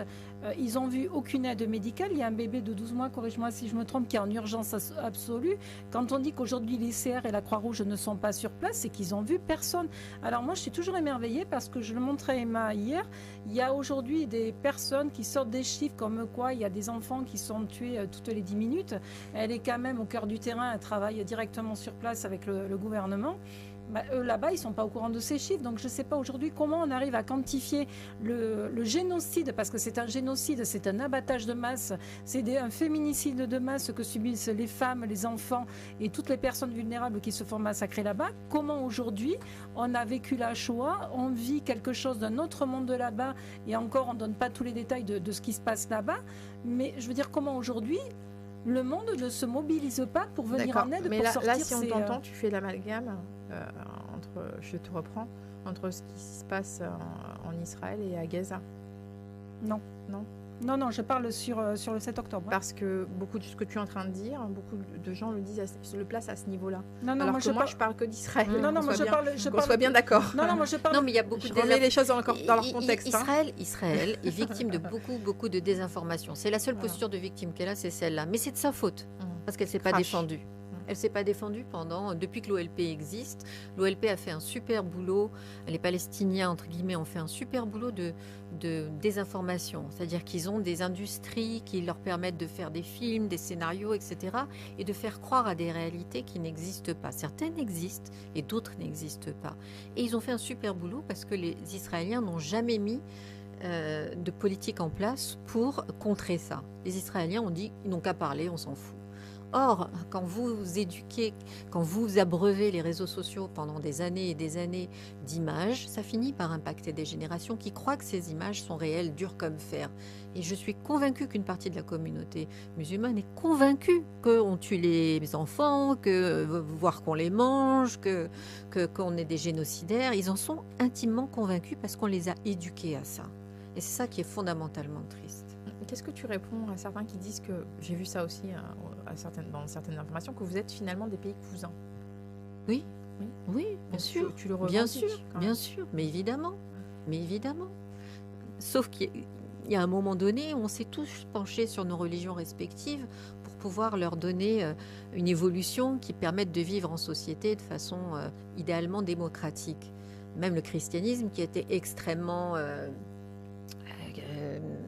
missionnaire et qui allait convertir et massacrer, etc., a changé son fusil d'épaule pour pouvoir s'adapter à un fonctionnement dans lequel chacun a sa place. Bon, peut-être que le temps est arrivé sérieusement de se pencher sur les extrémismes, voire même sur des préceptes qui sont plus d'actualité. Plus du tout d'actualité pour qu'on puisse tous vivre ensemble. On voit qu'il y a beaucoup d'Israéliens qui sont contre le gouvernement actuel. Oui, le gouvernement israélien, alors là c'est vraiment de la politique. Le problème, il est même pas... On a l'impression que c'est divisé en deux groupes. Oui, c'est vrai. Pour quelqu'un sauf qui maintenant, regarde de l'extérieur. sauf depuis le 7 octobre, oui. Ça a été un des effets secondaires positifs. Ils sont remis en noyau. C'est que même ceux qui étaient... Parce que les gens qui se sont fait massacrer, c'était des gens qui étaient pour la paix et pour une cohabitation de deux États. Donc ces gens très angéliques ont été massacrés. Donc évidemment, maintenant, je pense que leur regard devient plus lucide et a changé. Parce que c'est ce que disent depuis longtemps l'autre partie des Israéliens, c'est que ce n'est pas possible cette cohabitation tant qu'on éduque les enfants dès l'école à la haine. Est plus dans la colère maintenant. C'est pas la colère, il y a la colère, mais c'est factuel. C'est-à-dire que c'est quand même des gens qui travaillaient dans ces kibboutz qui sont venus massacrer. Ce sont des civils, des Gazaouis qui sont venus massacrer. Il n'y a pas eu que le Hamas. Il faut dire ce qui est. Donc, tant que vous éduquez dès l'école... Nous, on n'y était pas, donc non, c'est mais pour ça que je te donne... je pense que tant qu'on va enseigner à l'école aux enfants de Gaza et d'ailleurs à détester et à tuer les Juifs, on perpétuera cette haine transgénérationnelle. Donc, est-ce que tu penses qu'il y a un remède à cela ? Oui, bien sûr. Déjà, il faudrait que l'UNRWA, qui est une des affiliations de l'ONU, arrête d'enseigner la haine au sein des écoles de Gaza, puisqu'on sait aujourd'hui que des employés de l'UNRWA ont été complices des massacres, ont participé aux massacres, ont éduqué aux massacres. On sait que les livres scolaires éduquent à la haine. On sait qu'il y a des colonies de vacances à Gaza qui apprennent à poignarder les Juifs, qui apprennent les organes vitaux, qui apprennent le maniement des kalash à des enfants qui ont 6 ans. D'accord. Tout ça ne peut pas participer à une cohabitation pacifique. C'est évident. Pourquoi Israël accepterait de cohabiter avec des gens qui veulent sa destruction ? Parce que la cohabitation est un leurre, en fait. Personne ne veut à Gaza cohabiter. Ils veulent éradiquer Israël. Et il est là le problème. Et c'est toujours le Hamas qui a décliné les tentatives de paix et les accords. À chaque fois, jusqu'à il y a quelques jours. D'accord. Ils ont refusé l'accord qui a été proposé. Il y a eu un accord. Il y a eu en tout cas une proposition refusée. de deal et qui a encore été refusée. Et à chaque fois, c'est eux qui la refusent. Comme ils ont refusé tous les plans de paix depuis 50 ans. Pour certains, ils disent qu'en fait, il n'y a pas assez d'espace. Apparemment, les Israéliens occuperaient un plus grand espace que le leur. Enfin, il y a une mésentente à ce niveau-là, au niveau du... Alors là, on ne parle plus du Cissé, mais on parle du problème politique de la région. Le problème politique de la région, il se résoudrait très rapidement si la Jordanie redonnait aux Gazaouis leur territoire. Parce que en réalité, là où c'est chez eux, c'est une partie de la Jordanie, puisque la plupart viennent d'Égypte et de Jordanie. Et là, mais aucun pays musulman ne veut des Gazaouis. Aucun, parce que c'est un courant... des frères musulmans et personne ne veut prendre le risque de déstabiliser son gouvernement. Donc ils sont en train en ce moment à la frontière de Gaza, la partie égyptienne est en train de renforcer le mur qu'elle a construit avec Gaza pour que les Gazaouis ne passent pas. Et d'ailleurs, quand il y a eu le 7 octobre, Emmanuel, elle a mis tout de suite en place une plateforme pour faire le protocole 6C, prendre en charge de suite les victimes. Et toi-même, tu es partie tout de suite là-bas. Ah, tu es retournée Oui, immédiatement. Et comme beaucoup de gens. Tu parlais tout à l'heure, parce que j'ai survolé, tu parlais de MeToo. Je t'ai coupé et puis j'ai engendré sur autre chose. Oui, je disais que les femmes juives, on a nous un logo. Vous n'avez pas été soutenues ? Il y a des hashtags partout, MeToo, sauf si vous êtes juive, parce que c'est vraiment ça qui s'est passé. Il n'y a aucun mouvement féministe, tout d'un coup, elles ont disparu, les féministes. Est-ce que, par exemple... Pourquoi tu as ou alors vous avez contacté un mouvement féministe. Personne ne s'est contacté. Non, mais d'abord les Israéliens demandent rarement de l'aide. Ils font face tout seuls parce qu'ils sont quand même assez aguerris. C'est peut-être pour ça aussi qu'il n'y a pas eu d'aide. Non, c'est quand même leur job, que ce soit la Croix-Rouge ou comme... c'est leur raison d'être. Les mouvements féministes, quand on apprend que des femmes ont été massacrées, on vient voir comment aider. Ça me semble... Ça vous a choqué ? Bien sûr. Je parle de bien vous, sûr. Moi, je sais que quand c'est arrivé, tout de suite, j'ai appelé Emmanuel et je lui ai dit, écoute, si tu as besoin d'aide, comment je peux t'aider ? Et Florence et son association et un certain nombre de personnes ont tout de suite manifesté leur solidarité et on a tous connu, nous, Français de confession juive, on a tous vu, la moitié de notre agenda se vider de nos contacts par ceux qui ont pris la tangente parce qu'il n'était pas question pour eux de nous soutenir à ce moment-là, soit par peur, soit par antisémitisme, soit en tout cas, dans tous les cas, les masques sont tombés. Et c'est très bien, vraiment, c'est très bien. Ça a permis de faire le ménage aussi. Moi, j'ai certaines personnes qui font partie de mon équipe, que dès qu'elle, notamment Elisa, dès qu'elle a relayé le soutien Emmanuel, elle a pris des menaces de mort. Ah, d'accord. Aujourd'hui, c'est un vrai problème. Et je pense qu'on ne peut pas fermer les yeux par rapport à ce qui se passe. Et aujourd'hui, il faut libérer ces otages. De même, il y a eu le 25 novembre, la journée d'élimination des violences, qui a été tout de suite derrière. Là, le 7, il y a un hommage national que rend M. Macron. Alors, il aura mis 4 mois à se rendre compte qu'il fallait faire mais il le fait. Alors, on va garder ça. Côté positif. On va garder ça en tête. Il y a un certain nombre de manifestations et on fait venir des otages, des survivants, des ex-otages, des survivants, des familles de survivants qui vont être là parce qu'ils n'ont besoin que de ça en fait, que de cette reconnaissance. Le reste, ils s'en fichent. Et est-ce que tu t'es rendu à certaines manifestations ? Est-ce que tu as vécu le rejet ? C'était déjà arrivé ou pas ? Parce que dernièrement, il y a eu plein de manifestations. Au travers des manifestations, je ne participe pas aux manifestations. Non, d'accord. non, je ne crois pas du tout en ce type de... Mais il n'y a pas eu de rejet ouvertement Le 25 novembre. Globalement, les femmes, chaque fois qu'il y a eu un MeToo juif, de toutes les façons, elles se sont fait rembarrer quand il y a eu une manifestation en France. C'est pour ça que les... Oui, bien sûr. C'est pour ça que les avocats s'en sont saisis. C'est pour ça qu'il y a un collectif du 7 octobre d'avocats. C'est pour ça qu'il y a des plaintes aussi qui ont été déposées à la CPI par Israël. parce que il y a une espèce d'inversion victimaire, mais globalement, pas seulement vis-à-vis d'Israël. Ça fait longtemps en France qu'on connaît cette espèce d'inversion victimaire, où ce sont les agresseurs qui s'estiment être les victimes. On connaît exactement le même mode opératoire en Israël. Même stratégie, c'est la même, c'est toujours la même. Et est-ce qu'il y a encore ce sentiment de rejet quelque part? D'être juif en France? Ouais. Très honnêtement, personnellement, je m'en fiche. Mais est-ce qu'il est là? Toi, tu t'en fiches. Il est toujours là. Il est toujours là. Pour ceux qui côtoient d'autres personnes. Oui, la communauté juive francophone, c'est pas la plus courageuse. Que voulez-vous que je vous dise? C'est pas des Israéliens, c'est une certitude. Donc il y a ceux qui prennent la parole, ils sont pas nombreux, on l'a vu dans les célébrités. Je pense pas que vous ayez entendu beaucoup Gad Elmaleh.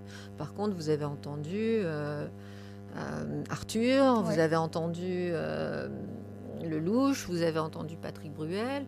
Il y en a quand même pas beaucoup qui se sont fait entendre. Et même on a eu l'impression qu'il n'y avait pas de, au niveau des émissions. Que personne parlait ouvertement. CNews, c'est les seuls, pour une raison que j'ignore, mais CNews sont les seuls à appeler un chat, à donner la parole aux otages, à essayer de comprendre, à montrer ce qui s'est passé, les horreurs. Oui. C'est pour ça. Oui, et CNews, c'est... Tu as été invité que par CNews? Que par CNews, c'est pas non plus un hasard. Donc voilà, pourquoi est-ce que c'est compliqué de montrer que des femmes ont été massacrées, que des enfants ont été décapités? C'est factuel. On leur demande pas de dire qu'ils sont pro-israéliens, ni même juste de montrer les faits. Comme tu disais tout à l'heure, tu veux juste les faits, c'est tout. Ouais. Il y a eu une omerta énorme de la part des journalistes sur le plan international.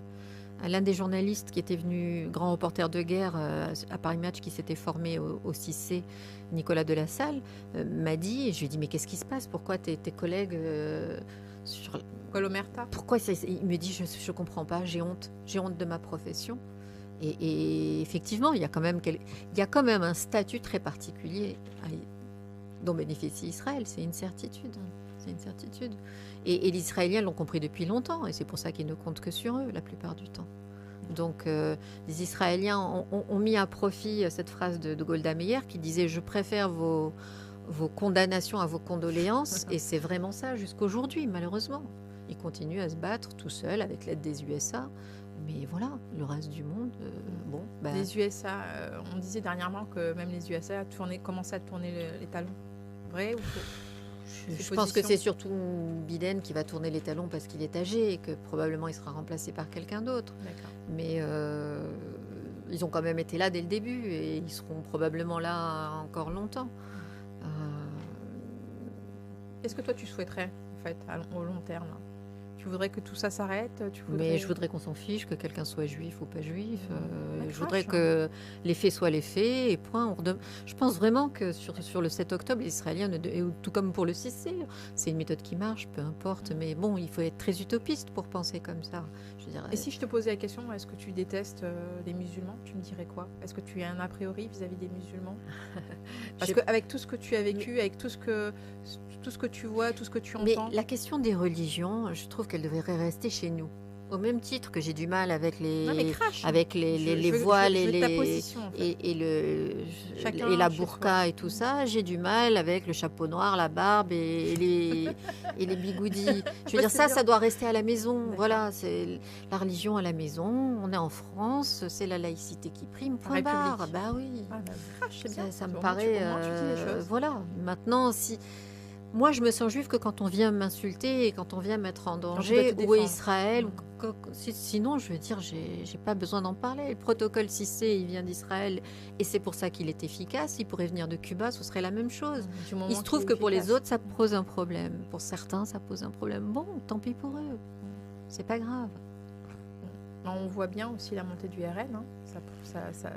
Oui, parce qu'ils appellent un chat, parce qu'ils mettent des mots que d'autres n'ont pas le courage de mettre, parce que les faits, il faut les nommer. Si vous nommez pas les faits, vous prenez vraiment les gens pour des idiots. Donc à un moment donné, il faut avoir ce courage-là. Donc la question que tu as été reçue par CNews, tu ne penses pas que quelque part c'est voulu? C'est-à-dire en fait, le fait que tu aies été reçue à CNews pour parler de ces sujets-là. Israël, tu ne penses pas que c'est aussi pour quelque part pour pour remonter la montée du Front National. Mais en fait, je ne savais même pas que CNews était identifié, moi, à l'extrême droite. C'est mon mari qui me l'a dit très naïvement. C'est pour ça que je crache. Et je ne savais pas que CNews avait cette étiquette. Non, mais au moins, tu as trouvé mais moi, un lieu. J'ai trouvé un lieu, j'ai parole. trouvé des journalistes qui ont été Communication. extrêmement clean, qui m'ont parlé que du protocole, qui m'ont pas du tout parlé de politique, ni de quoi que ce soit, qui m'ont demandé quels sont les faits, qu'avez-vous vu et qu'avez-vous fait avec le 6C. Point barre, c'est la Ça seule n'a pas chose été qui nous reçu par intéresse. BFM, par exemple. Non, par exemple. Non, mais c'est Alors bon à que les savoir. faits sont les mêmes. Voilà. Mais au moins, à tu BFM, visiblement, on n'a pas envie d'entendre les faits. Chez LCI, ou peut-être qu'ils ne connaissent pas l'existence du 6C, c'est aussi une possibilité. Mais le paradoxe, c'est pour ça que je crache, Oui, c'est quand oui, même oui. marrant que ce soit ceux Oui. qui font monter le RN qui finalement donnent la parole. Mais je ne savais pas que c'était, Oui, qu'ils étaient c'est identifiés pas comme pour toi. faisant monter le, Mais en le même RN. temps, c'est Ok. c'est étonnant. Et tu m'as bien dit, ton mari te l'a dit par la suite, donc c'est qu'il s'est renseigné. Oui, pour Mais autant, c'est- ils ont c'est des... un paradoxe. Comme Oui. quoi, des fois, Mais est-ce que c'est une étiquette qu'ils méritent? Je ne sais pas. Voilà. Je suis au moins t'as pas... craché. Je suis pas proche de Mm. CNews. Ils m'ont reçu et ils m'ont permis d'exprimer les faits, c'est-à-dire de dire que des femmes avaient été décapitées, éventrées, de dire que des familles entières avaient été brûlées, de dire les horreurs Dire les choses. que j'avais vues. Et visiblement, sur les autres chaînes, en On tout veut cas, alors soit on veut pas, soit je ne sais pas. J'ai pas D'accord. d'éléments de réponse. J'ai pas été invitée, c'est la seule chose factuelle. Bah, t'as déjà bien répondu, hein, je trouve. Alors, on va passer à la partie information parce que t'as vu, le temps passe vite Oui. ici. Donc, alors, le 25 janvier 2024, c'était la première journée officielle de lutte contre le sexisme. Oui. Hein, ça te dit quelque Ouais, chose? ça Tu me- veux en parler vite fait? C'est ça, on était au conseil de l'autorité Oui, au mais HSE pour justement pour assister au rapport. Oui. Et le rapport, il est dramatique. Il est puisque- accablant. Il est accablant puisque les inégalités que subissent les femmes, les discriminations, le sexisme, les violences qu'on parlait tout à l'heure, la jeune génération est particulièrement également touchée par La pornographie, par la pornographie. Pour certains, c'est normal pour pas de mal violenter une femme. de violenter une femme. C'est normal de ne pas respecter le consentement d'une femme. Donc aujourd'hui, en 2024, alors déjà l'an dernier, en 2023, il était relativement accablant. Cette année, je pense qu'on a passé C'est le un plus beau. un niveau de plus. Et aujourd'hui, on se dit quand même où c'est qu'on va. Il y avait un petit peu toutes les femmes engagées, hein, on peut dire. Hein. Il y avait Oui, il y avait Réus, il y avait Muriel il y avait Réus, Madame Rome, Isabelle Rome, il y avait Elisabeth Moreno, Laurence Rossignol. Laurence Rossignol, il y avait Gilles Azimi également qui était là. Ouais. Et c'est vrai que c'est Une belle fourchette. une belle fourchette de personnes qui étaient engagées, qui ont fait passer un véritable message. Et d'ailleurs, je ne me rappelle plus qui c'est qui a parlé justement de ce que subissent les femmes à travers le monde, que ce soit au Congo, en Israël. Enfin, on a pas. De toute façon, on va avoir un extrait de la ministre de l'égalité homme-femme, c'est important. Si Stéphane est opérationnel, ou il est encore en vacances. En fait, c'est affolant. Alors, on veut Aurore Berger. C'est également l'ensemble des élus, des parlementaires, évidemment, Sylvia Brossolette.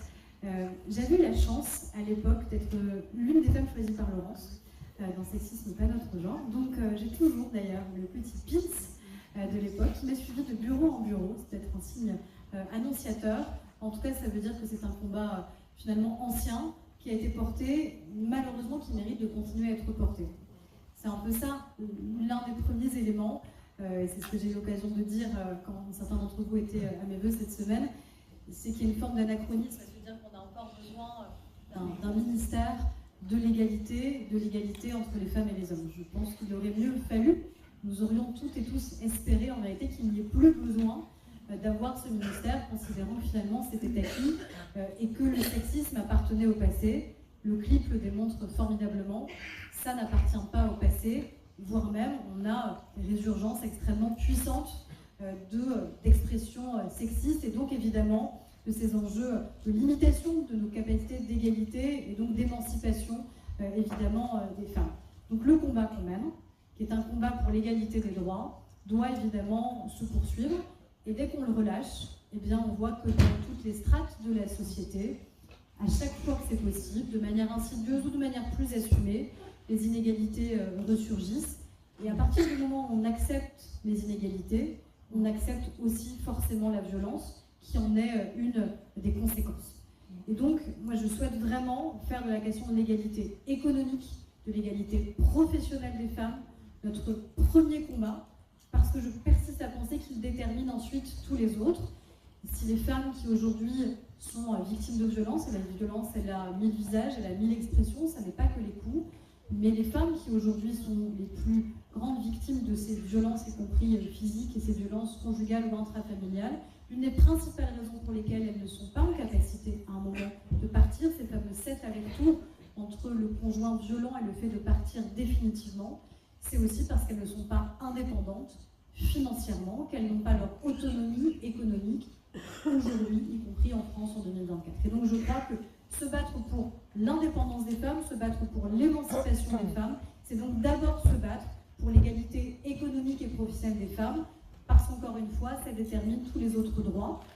Et c'est là un peu le cri d'alarme, je trouve, du rapport du HCE, que nous avons officiellement reçu tout à l'heure avec le Premier ministre, même s'il avait été déjà dévoilé, c'est quand même le fait générationnel. Et je crois que ça devrait quand même tous nous alerter. J'appartiens à une génération où j'étais persuadée que tout ça pouvait être derrière nous. Et finalement, j'ai l'impression d'être dans les générations où c'est le plus présent, malheureusement, dans la société. Donc ça veut dire qu'il y a une marche qu'on a loupée, ou des choses qu'on n'a pas perçues, et des stéréotypes, évidemment, contre lesquels on doit continuer à lutter de manière farouche et déterminée. Et ça commence évidemment en embarquant dès l'enfance. C'est la raison pour laquelle on était ce matin dans un collège avec Sylvie, de manière à réaffirmer le rôle majeur de l'éducation, de ce qui se joue à l'école, de ce qui se joue aussi dans les familles.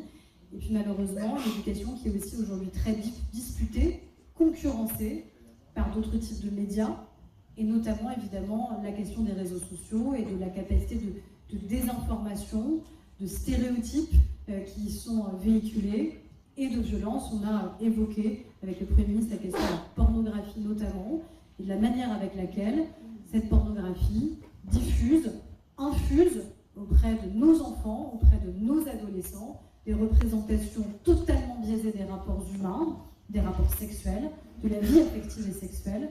Et évidemment, ça a des conséquences majeures qui sont ensuite mesurées. Le Sénat avait fait un rapport sur le sujet, le HCE avait fait un rapport sur le sujet, et on voit bien derrière, évidemment, les conséquences que ça a, quand presque un homme sur deux, un jeune homme sur deux, dit qu'après tout, les femmes veulent en effet être dominées et considèrent normal d'avoir des rapports qui sont violents. Donc c'est vraiment toute cette société qu'on doit réembarquer, et tout ce continuum en vérité d'égalité qu'on doit réaffirmer, qui commence encore une fois dès l'enfance, école, famille, et maintenant évidemment l'enjeu numérique, en étant extrêmement exigeant et ferme vis-à-vis des plateformes, en prenant les dispositions qui doivent s'imposer, notamment sur la question de la pornographie. On aura des échéances parlementaires très importantes de ce point de vue-là dans quelques semaines, et en tout cas je serai évidemment à vos côtés pour mener ce combat, et je sais que les sénatrices présentes le portent haut, et que vous aussi évidemment pour les associations, et puis tout ce continuum d'égalité. Mais vraiment, moi je le réaffirme, on a d'abord cet enjeu, ce primat-là de l'égalité économique et professionnelle des femmes, de manière à garantir tout simplement leur indépendance, de garantir leur autonomie et donc leur émancipation, parce que c'est comme cela aussi qu'on sortira du continuum du sexisme et de la violence. Donc voilà, je voulais saluer votre initiative, saluer votre sortie de la clandestinité, saluer cette journée nationale, dont j'espère qu'elle n'aura plus besoin d'exister dans quelques années en vérité, parce que c'est aussi ça notre objectif, mais pour l'instant il y en a besoin. Et pour l'instant, je crois que ça fait du bien que ce soit une journée nationale, reconnue comme telle, parce que ça permet de remettre le projecteur sur ce qui, à la fois, ne convient pas, mais aussi sur les formidables initiatives qui sont prises partout en France, portées par les associations, portées par les entreprises, portées par les élus, par les parlementaires qui sont engagés, portées aussi par nos administrations qui sont extrêmement vigilants. Donc voilà, un grand coup de chapeau, un grand merci à toutes celles qui m'ont précédé et qui ont permis que ces combats soient portés, soient incarnés et nous permettent aujourd'hui de nous retrouver sur cette journée nationale. Mais surtout, j'espère qu'ensemble, on va faire en sorte que dans quelques années, on n'ait plus besoin ni de ministre de l'égalité, ni de journée nationale contre le sexisme, et que tout ça appartienne vraiment au passé. Très bel après-midi. Je voudrais ajouter un point essentiel, c'est que Aurore Berger dit que l'État français, sa principale préoccupation, c'est les réseaux sociaux. Alors moi, justement, je veux que tu parles de ça. Je disais que le 6-12-2023, nous étions au Parlement. Nous y étions au Parlement européen à Bruxelles, puisque en tant que représentant du Be Brave Movement, on se bat pour faire appliquer cette législation européenne, parce que chaque seconde, ce sont 2 images ou vidéos d'abus sexuels, d'exploitation en ligne des enfants qui sont partagées.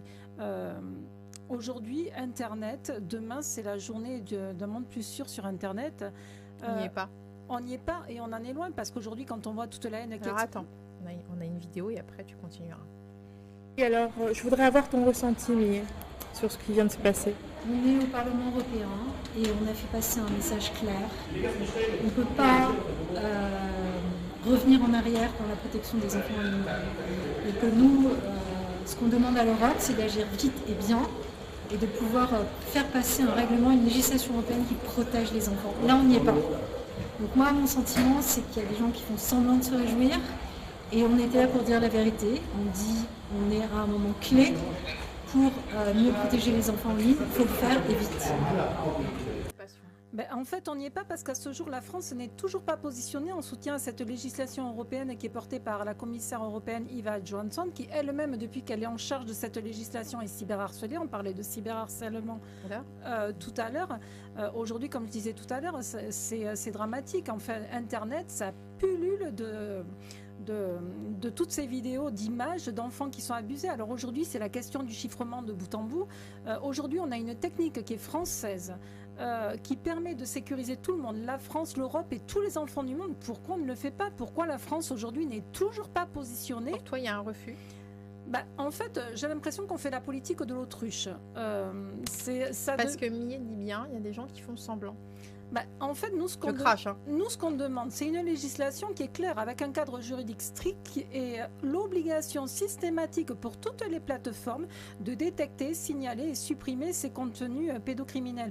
On a vu aujourd'hui, quand on se balade sur Internet, enfin, y compris les messageries privées, il faut obliger les plateformes, c'est même pas de la détection volontaire, c'est obliger les plateformes aujourd'hui de faire cette détection et cette prévention, de signaler, supprimer ces contenus. Or, on ne le fait pas. L'Europe, en novembre dernier, a fait... On dit que c'est un viol de vie privée. Qu'est-ce que tu en penses ? Et la vie privée des victimes, on a fait quoi quand les images sont partagées des millions de fois en ligne? L'impact qui est dévastateur de ce que subissent, il y a des victimes qui se suicident. Et on l'a vu. On l'a vu, il y en a plein qui se suicident. En fait, ça laisse des traumas à vie. Donc aujourd'hui, on en est où? Alors qu'on a la technique de faire en sorte de protéger ça. Il y a des experts français qui ont travaillé là-dessus. La solution, elle est simple. J'en parlerai un peu plus longuement demain, puisque c'est la journée.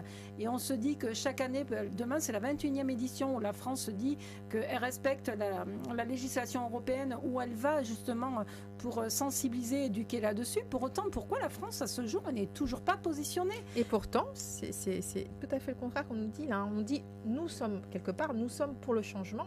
C'est ce qu'on en a entendu. Moi, j'appelle M. Macron. La décision est actuellement entre ses mains. Je pense qu'aujourd'hui, il faut que la France se positionne enfin. L'Europe nous regarde. Aujourd'hui, tous ces enfants qui subissent, aujourd'hui, tout le monde a des enfants. Il faut savoir que les pédocriminels, ils sévissent partout, que ce soit Meta, TikTok, enfin, toutes les plateformes qu'il y a aujourd'hui. Et là, est-ce que tu as l'impression que ça intéresse vraiment la France? Je parle toujours de la politique de l'autruche. On nous dit qu'on a envie... Alors, on a interpellé M. Macron lors du 75 anniversaire des droits de l'homme. Il a dit la France est pour. Pour autant, je suis pour. Pour autant, la réalité concrètement, c'est qu'ils ne sont pas positionnés. Alors, on se renvoie la balle sur les questions du chiffrement, sur la vie privée. Ok, il y a une solution qui est claire, qu'on connaît, qui existe. Aujourd'hui, je pense qu'il faut qu'on arrête de se voiler la face et qu'on se positionne. On ne peut pas en 2024 être au courant de choses. On est capable de faire des choses pour protéger contre le terrorisme. Pourquoi on ne le fait pas pour la pédocriminalité? Finalement, est-ce que pour toi, la France mérite le surnom de Pédolande? C'est le surnom qu'elle a régulièrement à l'international. Oui, alors du côté européen, effectivement.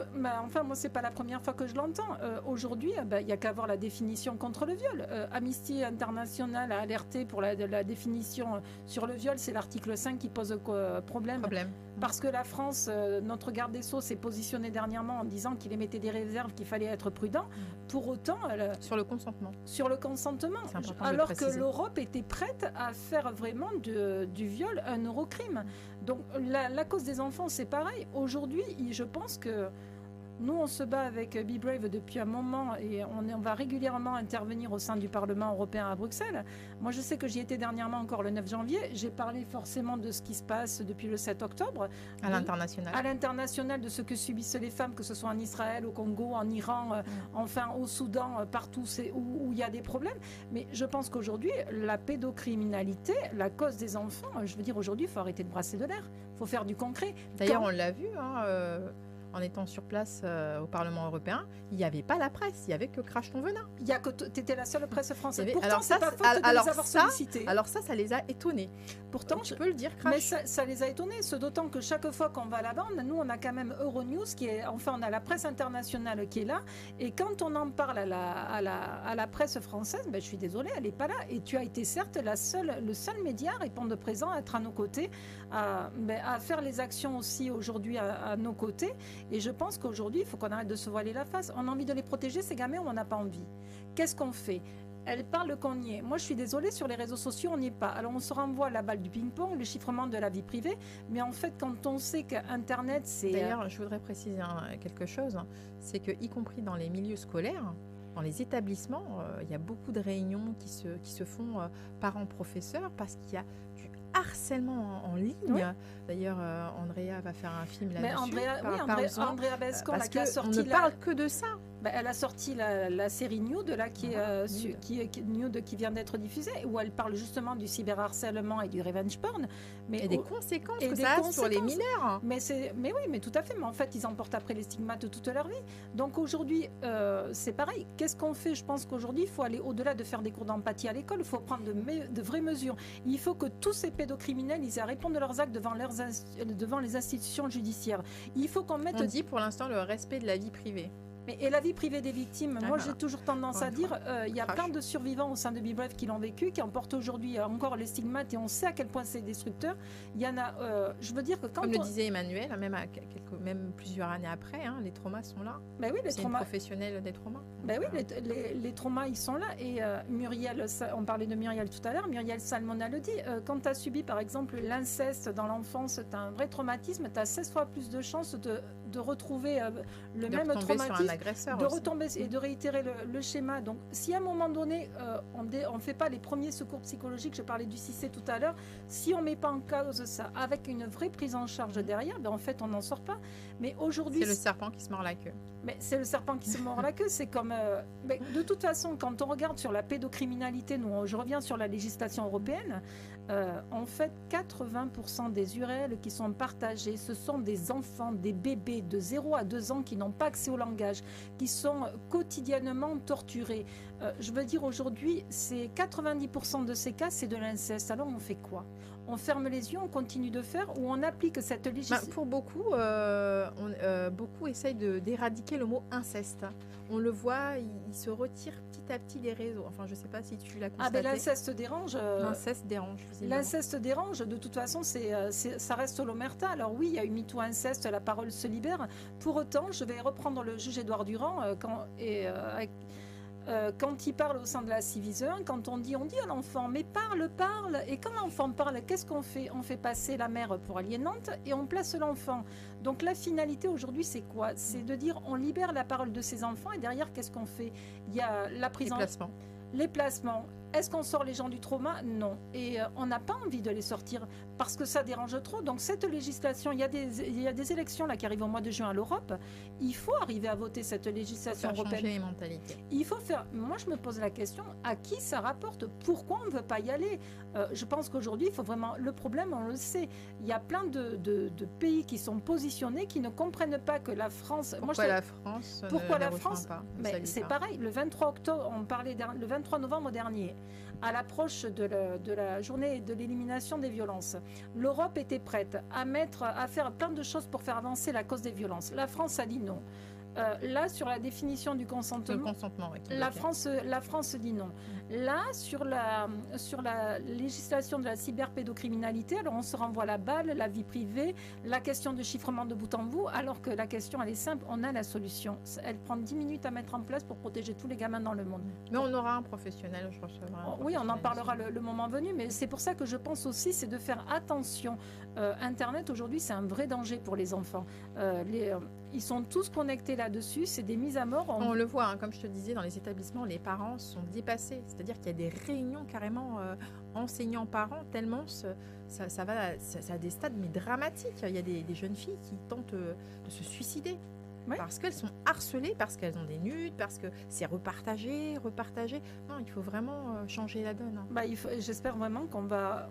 Et mettre aussi le protocole. Mais de partout. toute façon, ça devrait être une évidence, de même comme les premiers secours qu'on fait dans les pays nordiques, le protocole, alors c'est pas parce que je connais Emmanuel et qu'on travaille ensemble, mais en fait nous on le voit au quotidien, et je t'assure que quand on le met en place, dans les 90 secondes quand tu interviens, tu vois la personne quand elle sort, Quand elle switch un peu. quand elle switch, et on le voit au quotidien. De même que quand on en revient dans toutes les personnes, et après je laisse la parole à Emmanuel, les parcours judiciaires que subissent les victimes, quelles que soient les violences, elles sont écrasées par les parcours judiciaires. On les remet en permanence dans le trauma, c'est-à-dire que tout au long de ce parcours qui les écrase, Tout à fait. on leur fait réciter X fois. Vous avez vécu quoi? Il faut en permanence qu'elle se Mais justifie. il y a une lutte par rapport à ça. Maintenant, il y a des pôles, 3 pôles qui ont été mis en place. Espérons que ça se répartisse un peu partout. Merci à Madame Rome. Oui. Merci, parce que ça a été une acharnée. D'ailleurs, je crache, hein, c'est peut-être pour ça qu'elle est plus ministre. Mais elle est Enfin, extraordinaire, Madame Rome. ça n'engage que moi. Ah oui, extraordinaire. Voilà. C'est une femme de conviction. Moi, je suis apolitique, donc Voilà. comme ça. Alors, je reviens avec Emmanuel. Donc, tout ça, même au niveau des enfants, tu penses que ton protocole, ça irait aussi sur des adolescents, par exemple, qui sont victimes de nudes, qui veulent mettre fin à leur vie, qu'ils n'arrivent pas à recontextualiser ou pas? Alors d'abord, c'est pas mon protocole, c'est Non, celui oui. du professeur Oui, Farquet. pardon. Moi, je l'enseigne juste, Oui, mais je pense que Ça peut aider? il gère la crise suicidaire. Ça fait plus d'1 an que certaines associations de police gèrent par SMS D'accord. la crise suicidaire parce qu'ils se sont formés au 6C. Donc la crise, on peut la gérer avec du 6C, mais c'est pas une thérapie, encore D'accord. une fois. D'accord. Mais pour une jeune fille, par exemple, en crise, Mais bien sûr, c'est très bien. Mais bien sûr, Ah, c'est ce que mais je bien voulais sûr savoir. que si sa mère pouvait l'appliquer, si Voilà. sa copine c'est ce pouvait que je voulais l'appliquer, dire, que ça soit au même titre que les enfants, lorsqu'ils sont formés au premier secours physique et que l'un d'entre eux à la cantine s'étouffe, quand il y en a un qui se Tout à lève fait, et qui lui fait la le geste, la manœuvre d'Emlich, il lui sauve la vie. Mais c'est exactement le même, du même ordre, en fait. T'as répondu à Voilà. la question. Le temps passe. Hein. Alors, ici, il y a une thématique. Après, je te demanderai le mot de la fin. J'aimerais que tu me dises dans ton âme, dans ta personnalité, c'est la thématique des B. Est-ce que tu es plutôt bourgeoise dans ta manière d'être, dans ton âme, hein, banlieusarde, bof, la terre, ou bobo, dans ta manière de voir les choses, ton âme? Banlieusarde, bourgeoise, Bobo, Bobo. bohème, ou bof, la terre. Non, regarde pas Florence. Non, mais Elle l'a déjà fait. j'ai aucune idée de. Elle m'avait répondu. J'ai l'impression d'être un peu tout ça à la fois. Non, donc, tu dois en choisir qu'une. Et oui, c'est ça. Allez, va pour bourgeoise. Bourgeoise. Ouais. Bon, voilà, moi tu le dis. Moi j'ai eu des personnes politiques qui m'ont dit banlieusard. C'est vrai qu'il y a de tout, c'est l'âme, effectivement. Alors là, je vais faire ta dédicace. Et puis après, tu me diras quelque chose aussi, ce que tu envisages pour le mot de la fin, parce que tu as vu, le temps passe. Ça va vite. C'est hein. rapide avec toi. Voilà. Alors, Emmanuel Alioula, tel un brasier, tu t'enflammes de manière spontanée quand on s'attaque à tes semblables. Tu agis avec fougue, car pour toi, pas le temps de prendre des gants. Tu es fidèle à tes convictions. Femme de poigne qui connaît la valeur de tes consoeurs, femme déterminée à protéger leur vulnérabilité. Tu vas, tel le messager, dialoguer d'endroit en endroit, car la communication est ton arme de prédilection. Emmanuel Alioula, pour cela, beaucoup ont foi en toi. Bon, d'abord, c'est Aliwa. Alioula, pardon. Aliwa. Alioula. Aliwa. Donc beaucoup ont foi en toi. Merci. C'est comme un messager en fait. Tu vas d'endroit en endroit pour apporter une parole, la parole de tes consoeurs. C'est exactement ce pourquoi j'ai été choisie. C'est transférer une expertise à des gens qui en ont Ils besoin. ont bien choisi. Donc, je le fais encore une fois, je le fais à titre bénévole. Et on se connaît pas. Hein. Non, Moi, je l'ai on ne se fait, connaît pas. C'est extrêmement pertinent. C'est troublant de pertinence, en tout cas de mon point de vue, pour quelqu'un qui ne me connaît ni d'Adam ni d'Ève. Mais c'est ça, oui, c'est transférer quelque chose qui fonctionne à un pays qui en a de plus en plus besoin. Et qui en aura. Et ça ne va pas ce qu'on s'arranger, voit. on le sait tous.